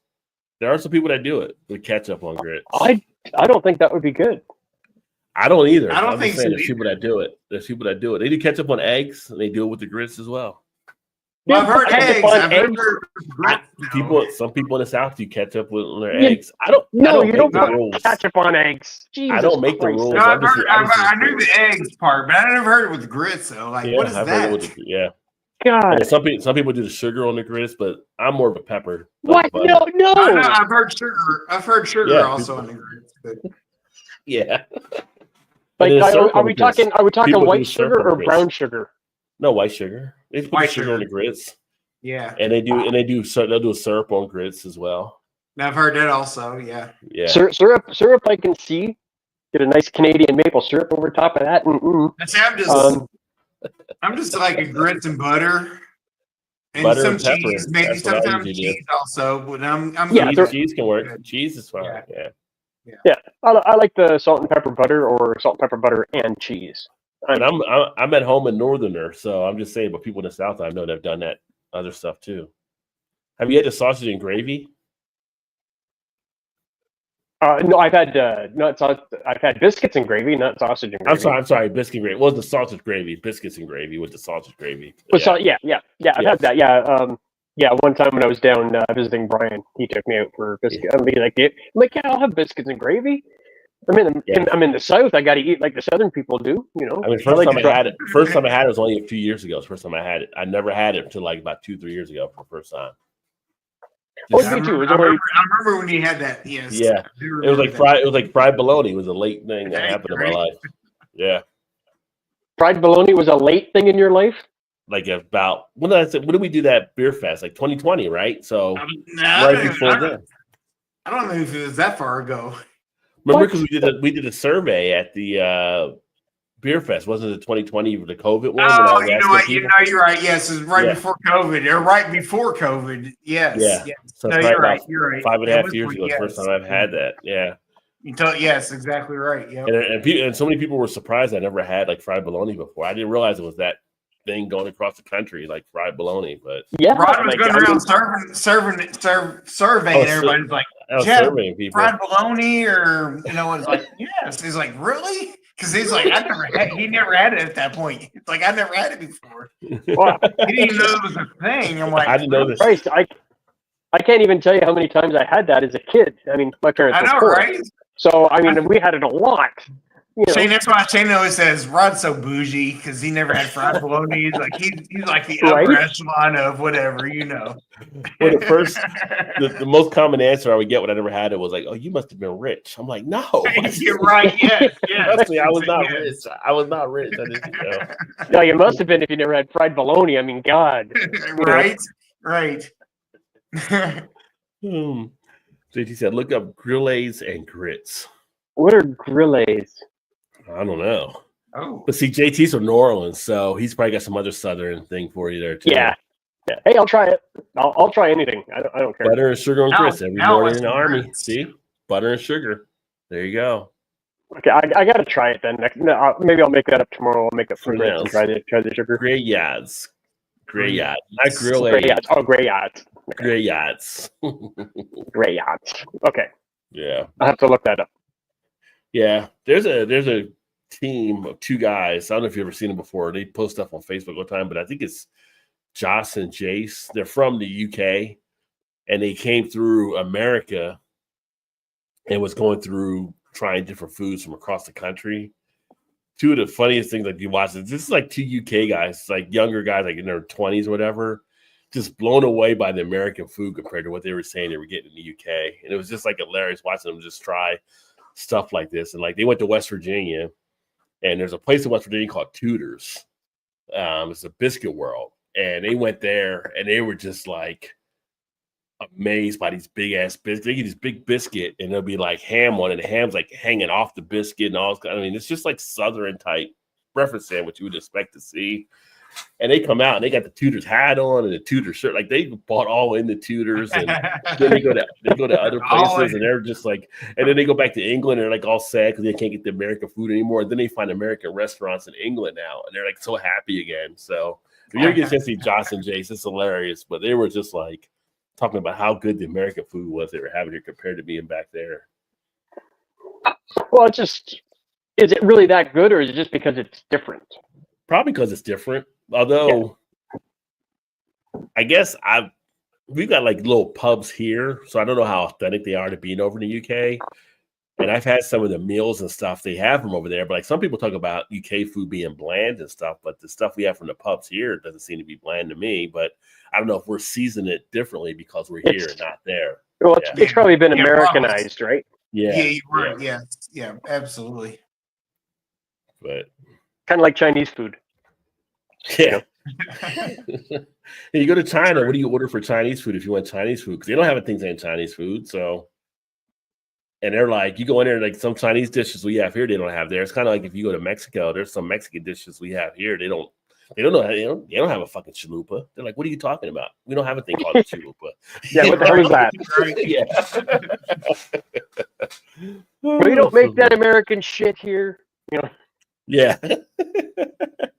Well, it's like years ago, one of the people I used to work with, she was Mexican, and she was dating a guy, and her family, they're Mexican American, and the guy she was dating was talking about Mexican food, and he's like, "Oh yeah, I love Mexican food, blah blah." And they're like, "What have you ever had?" Like kind of stuff like that. And they're like, "Oh yeah, we go to Chi-Chi's all the time." And he's like cracking up. They're like Chi-Chi's, and it's like, And they're like, what? And they're like, you know what chi-chis means in Mexican?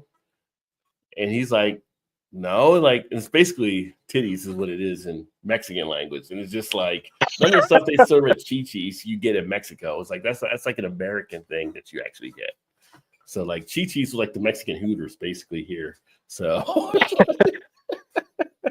I don't know. I remember going to Chi-Chi's back in the day, and I don't remember it being anything like Hooters. I'm just saying. just in the title, I guess. Maybe in the title. Yeah. Yeah, it's probably the Mexican people probably come in and like, this isn't got what I thought it was. And they turn around and walk back out. They thought it was Hooters and it wasn't. So yeah, probably. Yeah, exactly. But hey, if it gets the people in the door, you know, do what you got to do. Yeah. I saw an article about Hooters this week too. They're basically getting rid of the short shorts and the low cut type stuff. And then people are like, so you're going bankrupt. Oh, nobody comes to Hooters for the food. I know. I was going to say, does Brian know about this? Because that's like Brian's favorite. Actually, it's his boys. He's got 3 young boys. That's their favorite place to go too. I mean, big surprise, right? Yeah, big surprise. Yeah, right. Nobody says, "What's your favorite place to eat?" Oh, Hooters. Nobody says that. Nobody says that. Yeah. Yeah, but if somebody says, "Hey, I want to go we're going to go have some food at Hooters tonight," like, yeah. We're going to Hooters. Yes, let's go. It's not because of the food. Not because of the food. Oh, yeah. Speaking of restaurants. And if it is, then that's another problem. Yeah. Speaking of restaurants, are they done with the whole Cracker Barrel fiasco that took place? I mean, is that like over finally? Like, they pretty much they squashed that in a heartbeat. Yeah, they squashed that in a heartbeat. But they changed the design of the restaurants already. Like the design has been like the old Cracker Barrel. So they're going to go back and change that back too, or is it too late? Like, if they were smart, they would. I think they're canceling all the change altogether and just keeping it the way it was. I think so. The ones that are changed will probably stay there, but the other ones they'll probably leave alone, I guess. But yeah, I have no idea. Honestly, that's a good question. I don't really know. I mean, I looked at that thing and I looked at it many a time. Like, I don't know what's so offensive about this whole damn thing that people get all upset about. I know. Goddamn snowflakes are too sensitive. Sitting out there on the barrel next to the name, like who cares? It's like, don't make a mess somewhere where you don't need to. It's just like, it's. I mean, if it's not broke, don't fix it. I looked at like the history of it. Like back in the day, like old people would come around, older. And they'd talk around. I didn't say no, there was barrels actually full of crackers.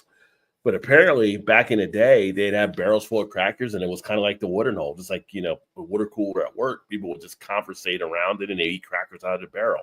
Never knew that was a situation, but interesting. But it's kind of like, okay, I never knew that either until just now. Yeah, that's like, interesting. Yeah. Other people have their own ideas, I think, but no, that's the reason why it's called that, because back in, I guess, the 1800s or whatever, that was like the watering hole at the time. You didn't have like you have now, where you have the watering spot in the work and everybody's around the watering cooler or something. It's just that's what people did. That was like the hangout spot. So crazy. That's cool.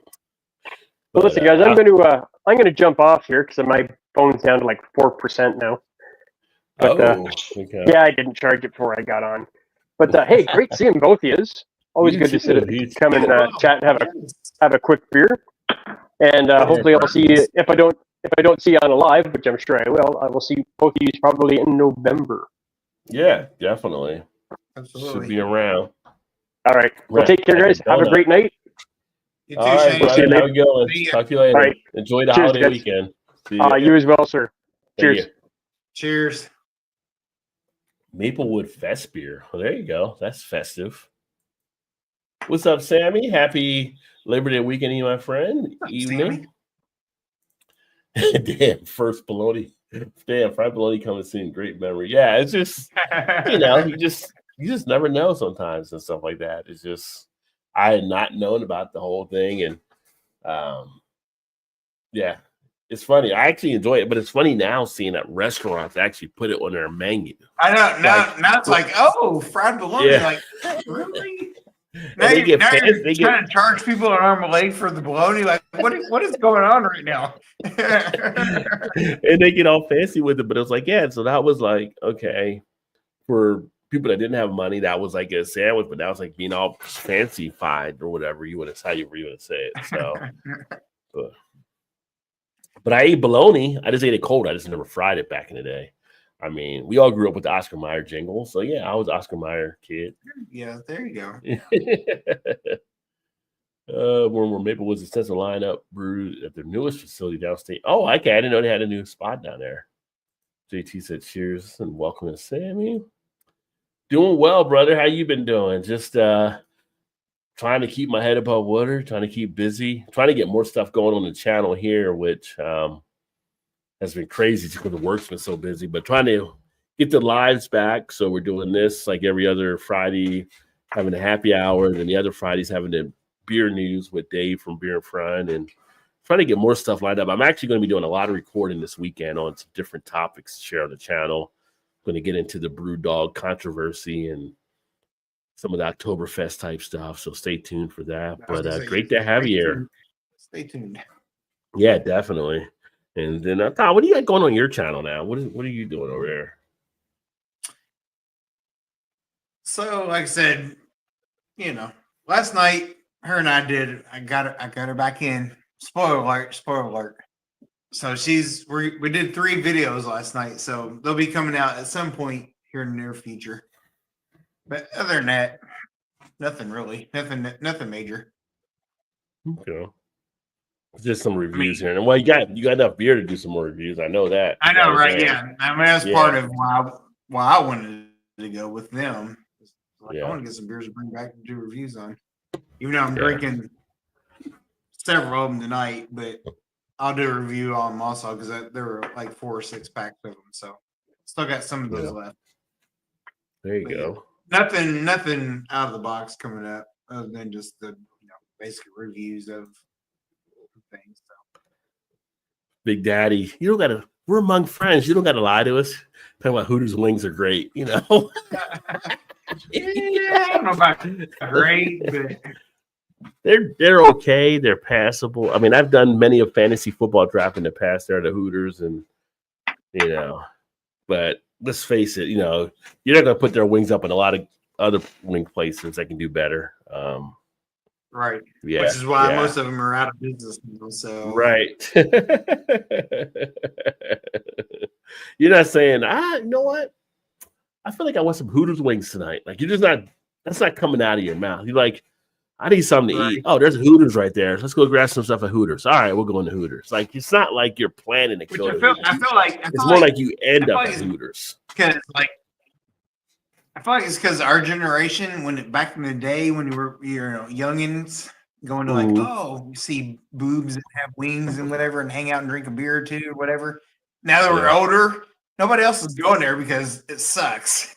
To be frankly, it's like, and we're not going there anymore because we're old for that shit to even do that anymore. So they're like, I guess we're gonna close doors because nobody's coming. So I feel like that's what happened. I feel like that's what happened. It's like a Friday. Like our generation carried on for 20 years, 25 years, and after that, it's like, no, we're done. Yeah, it's like a Fridays or Applebee's. Like, you're not planning date night to go to a Fridays or Applebee's, but it's kind of like you're driving home. Like, I wonder what's open. Oh, there's Fridays or Applebee's. All right, let's go in there and get something to eat. Like, you don't plan it out; you just end up there. Right, exactly. It just have to be open, so we're right there. So just pull in, see what it is. Okay. Like, what is that? A Perkins? Yeah, that'll work. We can get something to eat there. It's like you don't plan these places out. You just end up at these places. It's not part of the agenda. Exactly. Yes. You set out. Like, you're not putting your Sonny's best to go to one of these places to eat. Exactly. They're just like things you just come across. Yeah. Just happen to stumble on the way home, and let's go there.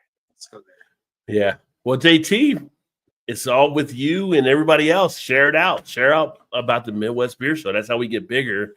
The more people that share about that program and come in and check out me and Dave doing the beer news, that's what grows. So it's up to everybody to kind of being able to do that. And JT, while you're at it, share the What's Your Beer channel also. Just saying. While you're at it. It's not it's like, because I know JT's been on for a few. We talk about the stuff happening, and just as we're on, share it out to people to let them know, and then we grow from there.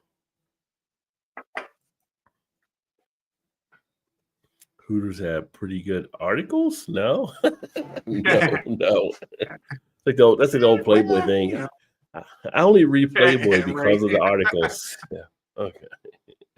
They got a great 20 Sure you questions do. page. Yeah. Yeah. Red Lobster. Well, back in the day, in the 80s and 90s, people would go to Red Lobster. That was kind of like, I felt like a high school dating place, or maybe early college, take a date out to Red Lobster. Yeah, back then that was a big the deal. Like, oh, yeah, Red Lobster. Yeah, that was a big deal back in the little day. seafood, get the cheddar biscuits, blah, blah, blah. But nowadays, it's almost like a passive thing, too. Although I heard Red Lobster making a great comeback with the new CEO there. He's got a lot of stuff happening. Yeah. I will say Texas Roadhouse is a place people will plan to go to. They actually do a pretty good job. That's like at this time they deliver on what they offer there. They have got it going on, and they're from my hometown. Well, not hometown initially, but they're from Louisville. Yeah.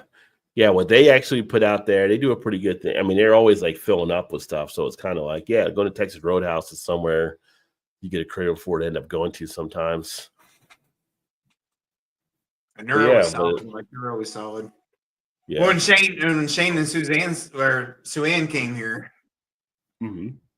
we took them to. Oh yeah, she was. I think she wanted to go to one, right? Like that was on her list. Yeah, because we never went to one, so we took them there before the beer fest we went to. We met you over there. Yeah. Fish is local and fresh. Yeah, at that time back in the day, I mean, they were one of the early fish ones you can go to. I mean, now you have like McCormick and Schmick or the Fish Market or Bonefish and some of these other type of restaurants that also get the fresh fish in. But back in the day, it was like kind of Red Lobster was the one that had the local stuff that was still coming in before a lot of the other things took off.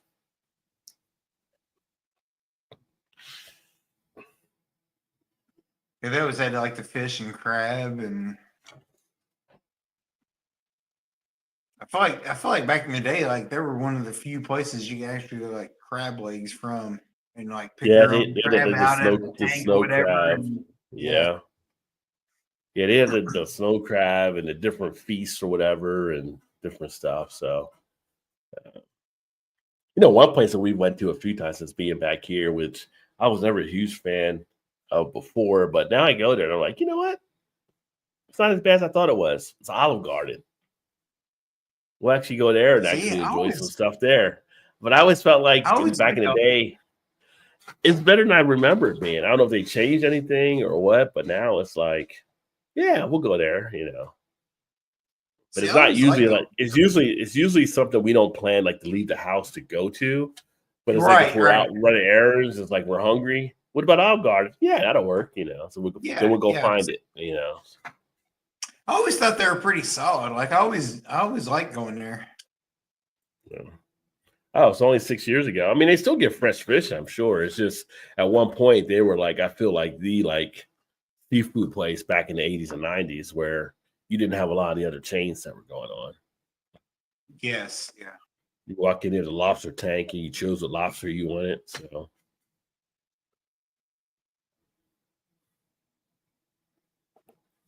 the total it was like there was not many other options to choose from. Yeah. It always depended where you were and stuff. Like JT, he was out in New Orleans, so he had good seafood anyway down there. But when you moved to other areas, it's kind of like, kind of like when I was back home as a kid growing up, I never went Domino's Pizza. I would go like Sal's or Amato's or one of the Italian joints to get pizza. something local, like yeah. But then you get somewhere else, like out of here, like, oh, we had Domino's a month or two ago, and it was actually pretty decent. So, but but we're not in the heavy Italian area either, where we have a lot of the Italian pizzerias. So, although we do have Goodfellas pizza, which is really good. That's become our. That's kind of the way we feel about like Papa John's, which is a big brand now. But Papa John went to the same high school I went to. Yeah. He actually went to school. My brother actually went to school with him. Yeah. And remembers when he started making pizzas out of a closet at a local bar, serving pizzas up there. This is where he got started at. But now everybody's like, oh, and of course, now the shit they went through now. Oh, yeah. So much. Papa John got kind of pop it out there. Yeah. Yeah. But I've never been a big fan of the pizza. Like, it's okay, but it's not. I feel like the dough was always too thick for me for what I like. Yes. It was very doughy. Yeah. Like, it wasn't terrible, but it wasn't great. Like, okay, yeah. Papa John's, just getting we'll get it, whatever. But that wasn't my first choice around here. Yeah. JT says the Italian prevents him from going to Olive Garden. I will say Olive Garden is decent, but if you compare it to an actual Italian restaurant, like we have Pompilio's here, some other stuff, yeah, it's not going to hold up as strong against them. But as far as looking at it versus other like macro type restaurants, I think Olive Garden does pretty good as an option. Yes. Yeah. Exactly. Send me the wrong button, but he's back. Thank you, sir. Hate when that happens. Yeah. It happens. Yeah. It happens. Hit the wrong button. Well, especially when you're drinking beers, you might hit the wrong button here or there. You're right. But, yeah. But yeah, I can definitely use that extra day off this weekend for sure for Labor Day. Oh. That's always a welcoming thing. Like, yeah. Why don't we go to 4 days a week like the rest of the world? Because it would make too much sense. It's like, and they're all about the money, so Yeah, but it's like money is just a instrument, so to speak, right? Like, can we do 4 days and they can still pay us what we get paid? Probably, and we still would be okay. I mean, I'd do 4 10s and have. I would do 4 10s if I needed to. Yeah. I mean, already there for 8.5 hours. What's another hour and a half? Like, who cares? It's fine. Especially working remote because you don't have to go anywhere. Like, you're not using commute time. So 4 10s at home. Yeah, well, yeah. Even better. Yeah, but it's like, yeah, you look at some of the other countries and they're kind of doing it, but then you always remember, like, we're really still a young country compared to the other ones. I mean, true. Their 50th anniversary coming up, so it's kind of like, yeah, compared to like France or England or some of these other ones, but right. But then again, we do have a lot of greed in the country, I guess you could say. So yeah, that definitely comes into play too. That is the problem. Yeah. But some days you wake up and you're like, oh, retirement looks so far away. Like, how do I get there quicker? Yeah. Right. Yes. Yeah. That's why people play the Powerball. Like the Powerball is like, I think like 925 million or something right now. It's over 100 million now. Or yeah. Over $1 billion? Yes. Yeah. Okay. So it's like I've seen people like going out and get Powerball tickets. Something I think is what they were projecting tomorrow. It's like whatever billion. Yeah, I think it's always even Stephen A. Smith had a thing about going to get a Powerball ticket. I'm like, dude, you're already rich, but yeah. What do you need that for? Yeah. But don't forget, I'm definitely gonna go buy one just because, like, why not? Big J said, I always love Hooters wings. The wife and I go regularly. They're awesome. Look, I'm not going to say it's a preference thing. I just don't see Hooters wings being that great versus all the wings out there. It depends on who you're stacking them against. If you're stacking them against BW3 has definitely slipped over the years, but they're not good. But I would put Hooters above them for sure. Yeah, but some of the other ones that are out there are doing pretty decent. But some of the local spots do pretty decent. So I don't hate the Hooters wings. I'm just saying it's not like most people I think about Hooters as having good food there. Now I've done like their chicken sandwich and some other stuff before that were okay, but yeah. But it's Hooters. I mean, come on. It's like food's not the big draw to get people there. Right. Yeah. When people see the owl's eyes on the t-shirt, they're not thinking about the wings. or the owl. Or the owl. Oh, that's old. Mac Pro's still going 12 years later, though. I'm really surprised. Not that I don't like them. They're just not the best. I'll eat Hooters wings, but it's not like something I'm going to go out of my way to actually have. So, Right. like I said, it's just, it is what it is. Actually, our local Hooters closed shop like 5 months ago. They shut it Oh, down. really? That went out of business. Yeah.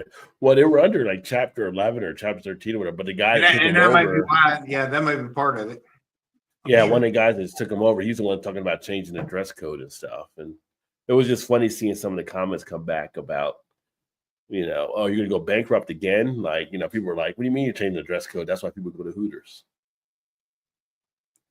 I did not hear about the Kentucky Powerball winner who got busted on the floor in a probation violation. Well, he's got maybe money to pay bail and everything, so we'll see. He should. I was ordered meatloaf from Perkins. It had canned ribs on the side of it. Canned meatloaf. Wow. Canned meatloaf. Ooh. I think the only thing at Perkins, I usually get breakfast when I go to Perkins if I ever go to a Perkins. So I can't think of anything outside that. I might have went at lunch one time and got a sandwich or something, but yeah, that's honestly I can say I've never had a Perkins. I've seen them on the roadside travel and whatever. I've never stopped and ate at one. It's got good treats though, like their pies and their cookies and their pastries are pretty decent. But I've had sandwich and breakfast. They're kind of like a Cracker Barrel-ish, sort of, aren't they? I would put Cracker Barrel ahead of them as far as the food. They're kind of like, they're kind of like they want to be a diner, but they're not a diner type thing. Oh, okay. Like you walk in, you got the pastry counter, all kind of stuff, but it's not like a full diner type mode. It's almost like if a Denny's was a diner, it'd be a Perkins type situation. I would put them on a Denny's level, actually. Yeah. Which I've had some Denny's. Some Denny's dishes. Some Denny's dishes, all right. But again, Denny's is one of those things you don't plan to go to. You're driving on a trip, trying to get something to eat. Oh, there's a Denny's on the exit sign. All right, I haven't been Denny's for a while. Let's check out Denny's, and you go to Denny's. It's not like something, hey, we're going out tonight for Denny's on Thursday night for the dinner out type thing. Nobody's raising their hand to do that, So that's another one here locally. It went out of business. Denny's. The Denny's, yeah. I see them a lot of time now with like some of the truck gas stations or adjacent to them, like when you're on the highway. Like a lot of them are playing like Cracker Barrel, where they locate them off highways, is where I see a lot of Denny's nowadays. Which that Cracker Barrel was actually a really good scheme on their part. Like, they get that traveler coming through. There's a Cracker Barrel right off the exit. Easy on, easy off. Yeah. Right. Everywhere I've seen them, for the most part, it's off the exit right there. And, they get your food usually pretty quick. So. And they're not bad for what they are. They're not bad. No, some people were slamming them on their food with this whole controversy taking place. I'm like, I enjoyed it. Like Janice, she loves her pancakes with the little crispy edges and stuff. I'm like, it's decent enough. I can enjoy them. I mean, yeah, I've been there and had meals before. Like everything kind of tasted the same. It was all just like bland or whatever. It was just all like, what am I eating? Potatoes or biscuits, whatever, dumplings. Yeah. Like it's all the same. And I've been there several times before. And it's like, oh, this is really good. So it's kind of hit and miss, in my opinion. Like it's kind of hit and miss. And depending on what state you're in now, you get alcohol. So some will have beers and mimosas. Yeah. So. Now I'm not sure if the one we have here has that or not. I ain't been to that one. Yeah. We've been to a few that had actually alcohol and stuff there too, which is nice. Like she's got mimosas and stuff there before, and they give you like a pretty decent size for it. It's not even really expensive to do it. The beers are usually macro. Probably usually get the beers as much, but it's not bad. Just don't like orange that much. A lot of people in Ohio seem like Perkins, kind of amazing as that. Well, Perkins is, I don't know where they're based out originally, but they have a lot through Ohio and Kentucky. They closed a few, but they're still here. And like Frisch's, they closed a lot of Frisch's, but we can still have a few that are open. All the ones around here are closed. Yeah. Yeah, we can still get a couple Frisch's in the area that we're at, but I was never a huge Frisch's person. I was never as huge of a Frisch's person. Like she's liked them more than I have, but I don't complain about it in the pinch or whatever. It's not like one of my top ones to get something from. No, I mean, to be honest, like I only had them for breakfast for the buffet Yeah. or whatever, and it was. Yeah. How can you fuck up breakfast for one? Like, it is. It is what it is. Yeah. Sausage, bacon, eggs. Like, it's not that hard. That was always pretty good, but I never really went there for anything other than that. So. You could be amazed sometimes. Though.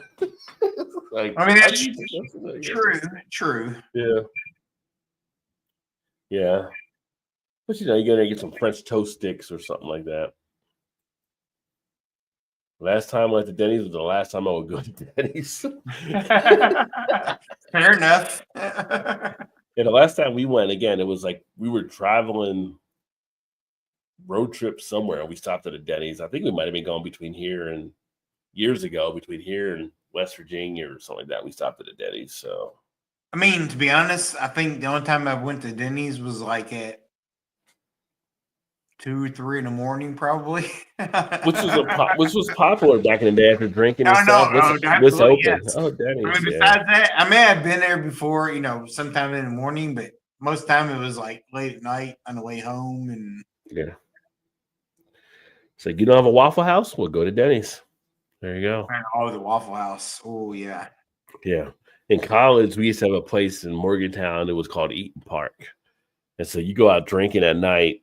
And I think they were out of Pittsburgh or whatever. But at 2 o'clock in the morning, Eaton Park, which was like a Perkins or a Denny's type thing. And they'd have a late night buffet. And you're just in there soaking up the alcohol, so to speak. But it was funny because you'd have students like on one side of the restaurant and you have DPS officers on the other side of the restaurant that would be there like just eating and stuff too. But it's kind of like they were waiting to probably catch some of the students that would try to get out and try to do something they shouldn't be doing type thing. It was always hilarious, like just a separate sides you would have.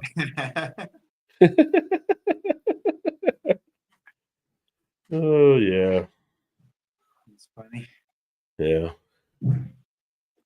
IHOP was another place. Mediocre would be better than Denny. Yeah, we have an IHOP here. I rarely go to IHOP, but IHOP, I'll put them like Denny's as well. They'd be close to it. Yeah, I've been to IHOP. We got one here, but it's like, to be honest, like I don't even know if it's still open or not. Yeah. I have no idea. That's how often I go to IHOP. Like I've been there like 2 or 3 times. Maybe. They'd have like the various pancakes and stuff there. Yeah. I remember with the Waffle House. I forgot I was at Waffle House. I tried to order pancakes. They didn't think it was that funny when I asked for pancakes. But I was like, that's right. Bitch. It's not funny. Waffles it was like 2:30. Yeah, 2:30 in the morning. Like, oh, that's right. You don't do pancakes. That's right. Oops, my bad. Yeah. My bad. Yeah. You go to McDonald's and ask for a Whopper. Yeah. You're right. You're like, oh, yeah. Funny guy.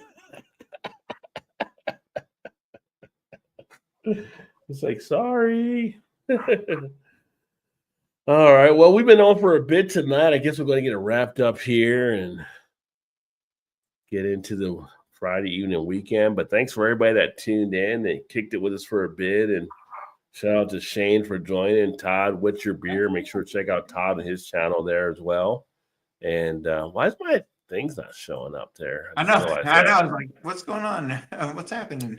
You know what? I was in the recording studio before here, and I think I turned it off for that. But yeah, there we go. There's Todd. So I forgot to put my yeah. I was signing in, and it's like didn't ask me for that, so I wasn't sure what was happening. But it's a holiday weekend, So you're right.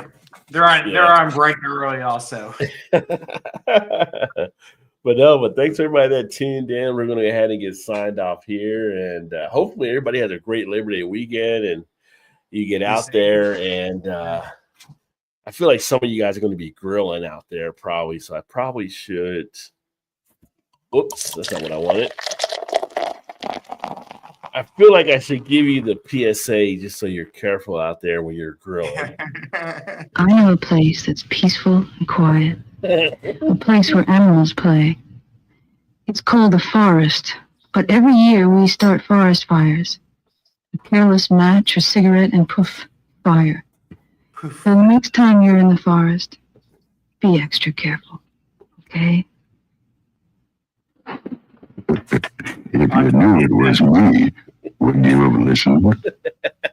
Really didn't have anything to do with grilling, but just wherever your ashes go when you're grilling.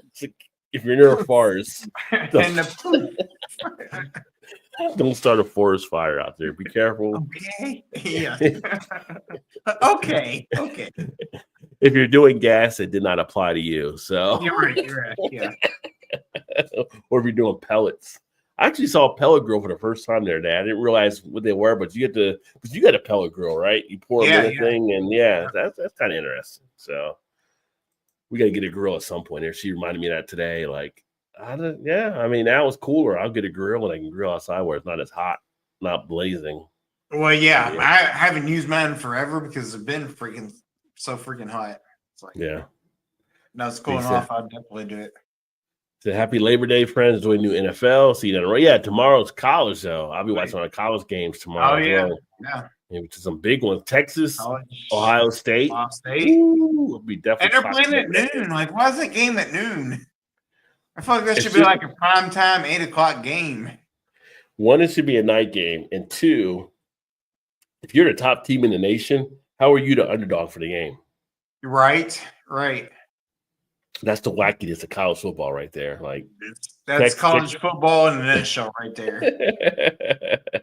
Exactly. And then fireworks show, gender reveal party, and poof fire. Right? It could all happen. That's a busy weekend. That's a busy weekend. Time right there. Yeah. All right, y'all. We are out. Enjoy, be safe, and look forward to catching up with you soon. Next Friday, be back with Dave for Beer in Front for the next Midwest Beer News. We will be getting into some of the Oktoberfest festivities and a few other things. But y'all be safe out there and talk to you soon. Cheers, everybody. Cheers.